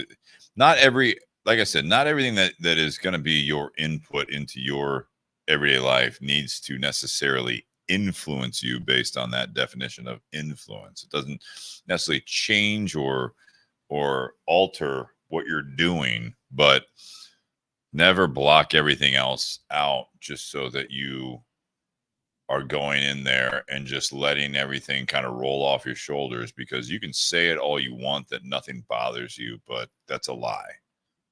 It truly is. So you can do what you're saying, Mike and Nate. Those were good points as well. I think that that's kind of in between. Don't let it bother you, but it's going to bother you. You can say it doesn't. You can react a certain way, but you're going to think about it probably again. But why does it bother you? Because you're a fucking person. Because you care about. You can say, I don't care what anyone else thinks about me. Bullshit. You're a goddamn, not you, but you're a goddamn liar. If you literally don't think, if you can say that nothing else, that no other person's opinion of me bothers me, then you are numb to the world and have very little emotion towards your common man, because you do want to be liked by you first is the goal. But yes, it is very natural to want to be liked, not by everyone at all costs, but you want some positivity. You want to smile at someone and have them smile back sometimes. You want to say something nice. You want someone to say nice things to you. So this extremist type of a thing where it's like, I don't care what anyone thinks about me. You do, because you're saying that to people. That's it. When people say that to other people, well, I don't care what anyone thinks about me. It's like, okay, you do. Don't matter. No, you do. You do care about it, because you're actually saying that to other people. You're like reinforcing it to yourself, but it's like, yeah, you do get bothered by when people are rude to you. You do really appreciate when someone is very nice or gives you a compliment. That means you care about what people think about you. It's not going to rule your life, or you're just trying to make everyone happy. That's the other extreme. But you trying to make everyone happy and like you, versus the other one where it's like the other side is like, I could care less what anyone thinks about me. It's like, you're both liars. I would say when it comes to anything that questions your identity, you don't care about. And we're towards the end here, but it's that is like what forms you as an individual, what your identity is your interaction with other people. That's the reality of it. That's socialization. Okay. If you were just raised by yourself in a box, you wouldn't know a language. You wouldn't know any emotion, you Sure. wouldn't know anything. There was a very sick social experiment done with some dude's fucking daughter that he literally brought her up in the world in an isolation, and it was terrible. But that's the reality of it, is that if there's no interaction, Mhm. humans are social beings. So you're going to have influencers that really do influence you in a positive way, and you're going to have just those on the other side of it, these very little interactions with people or situations in life that might actually cripple you, hopefully for just a moment, but you're going to be pissed. It's social interaction. You stub your toe, you don't just be like, well, that's just what happens. No, you're like, fuck, that hurt. Like these are human emotions. Like that's what I'm saying.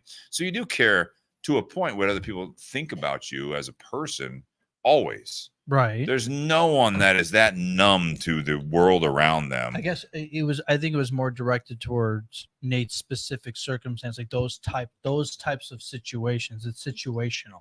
Like obviously, if you stub your toe, like I don't know a person in the world that's never gone fuck that hurt or like screaming or that's unless they have no sense. I think that's a false equivalent to Nate's situation when it comes to how other people act and how other people treat you. It has nothing to do with you. It has everything to do with you because you're the one who stubbed your toe and you're like, fuck, that hurt. That's all on you. Same. I think it is much the same because the way people interact with you and they again, whether or not you value other people's opinions, it does impact you. It does. Just social interaction. It does. And that's where I'm saying with all of this is that hopefully what influences you is what you're seeking. Like, you know what I mean? That's what that's what you follow. That's what you gravitate towards, not the negativity, the positivity. Yeah. I believe like whatever interactions you have, you choose to I'm trying to think of the right way to say this. It's you choose to let the things around you fill your cup or drain your cup. Sure. And like, that's where like in your situation, when people come in and they're having a bad day, their life is in shambles and they're taking it out on you. Like, when it comes to that type of stuff, I don't let other people's reactions, because that has nothing to do with me. Now, granted, on the flip side, kind of to your point, if you're having customer after customer after customer after customer that's just treating you like shit, at that point, you should probably look inward and be like, okay, this is the fifth or sixth person. Am I doing something that I need to look inward with that's causing this? Yeah, that's, you know what I'm saying? But I don't take it as if like a personal attack that I'm like, that I feel the need to have to treat the next person unnecessarily poorly. No, that means you're having a bad day and you're projecting like exactly. Yeah, and again, it all goes back to like being confident and secure in your inner truth, and knowing your inner truth. You know how to treat people, but you also know how to question yourself and put yourself in check. That way you don't turn into that in the other. You don't do that to other people. Absolutely. 100%. 100%. I think we're going to round it out here, guys. Yeah. You got any closing remarks? Those were our that's what we've been doing for the last 20 minutes. It's been up there. It's all right. Hey, fireworks. Grand finale. Explosions. I was trying to do the double thumbs up. That's what that was. Oh, it didn't work for me. Like, you do like this? Yeah. Yeah. Oh, it didn't work. Okay. Cheers. Happy Whiskey Wednesday. See you guys next week. Hopefully have a good week. Stay cool wherever you're at. If you're in the U.S., I know in a lot of the other places in the world, it is hot. So take care of yourselves, and thank you so much for listening. Enjoy your week, guys.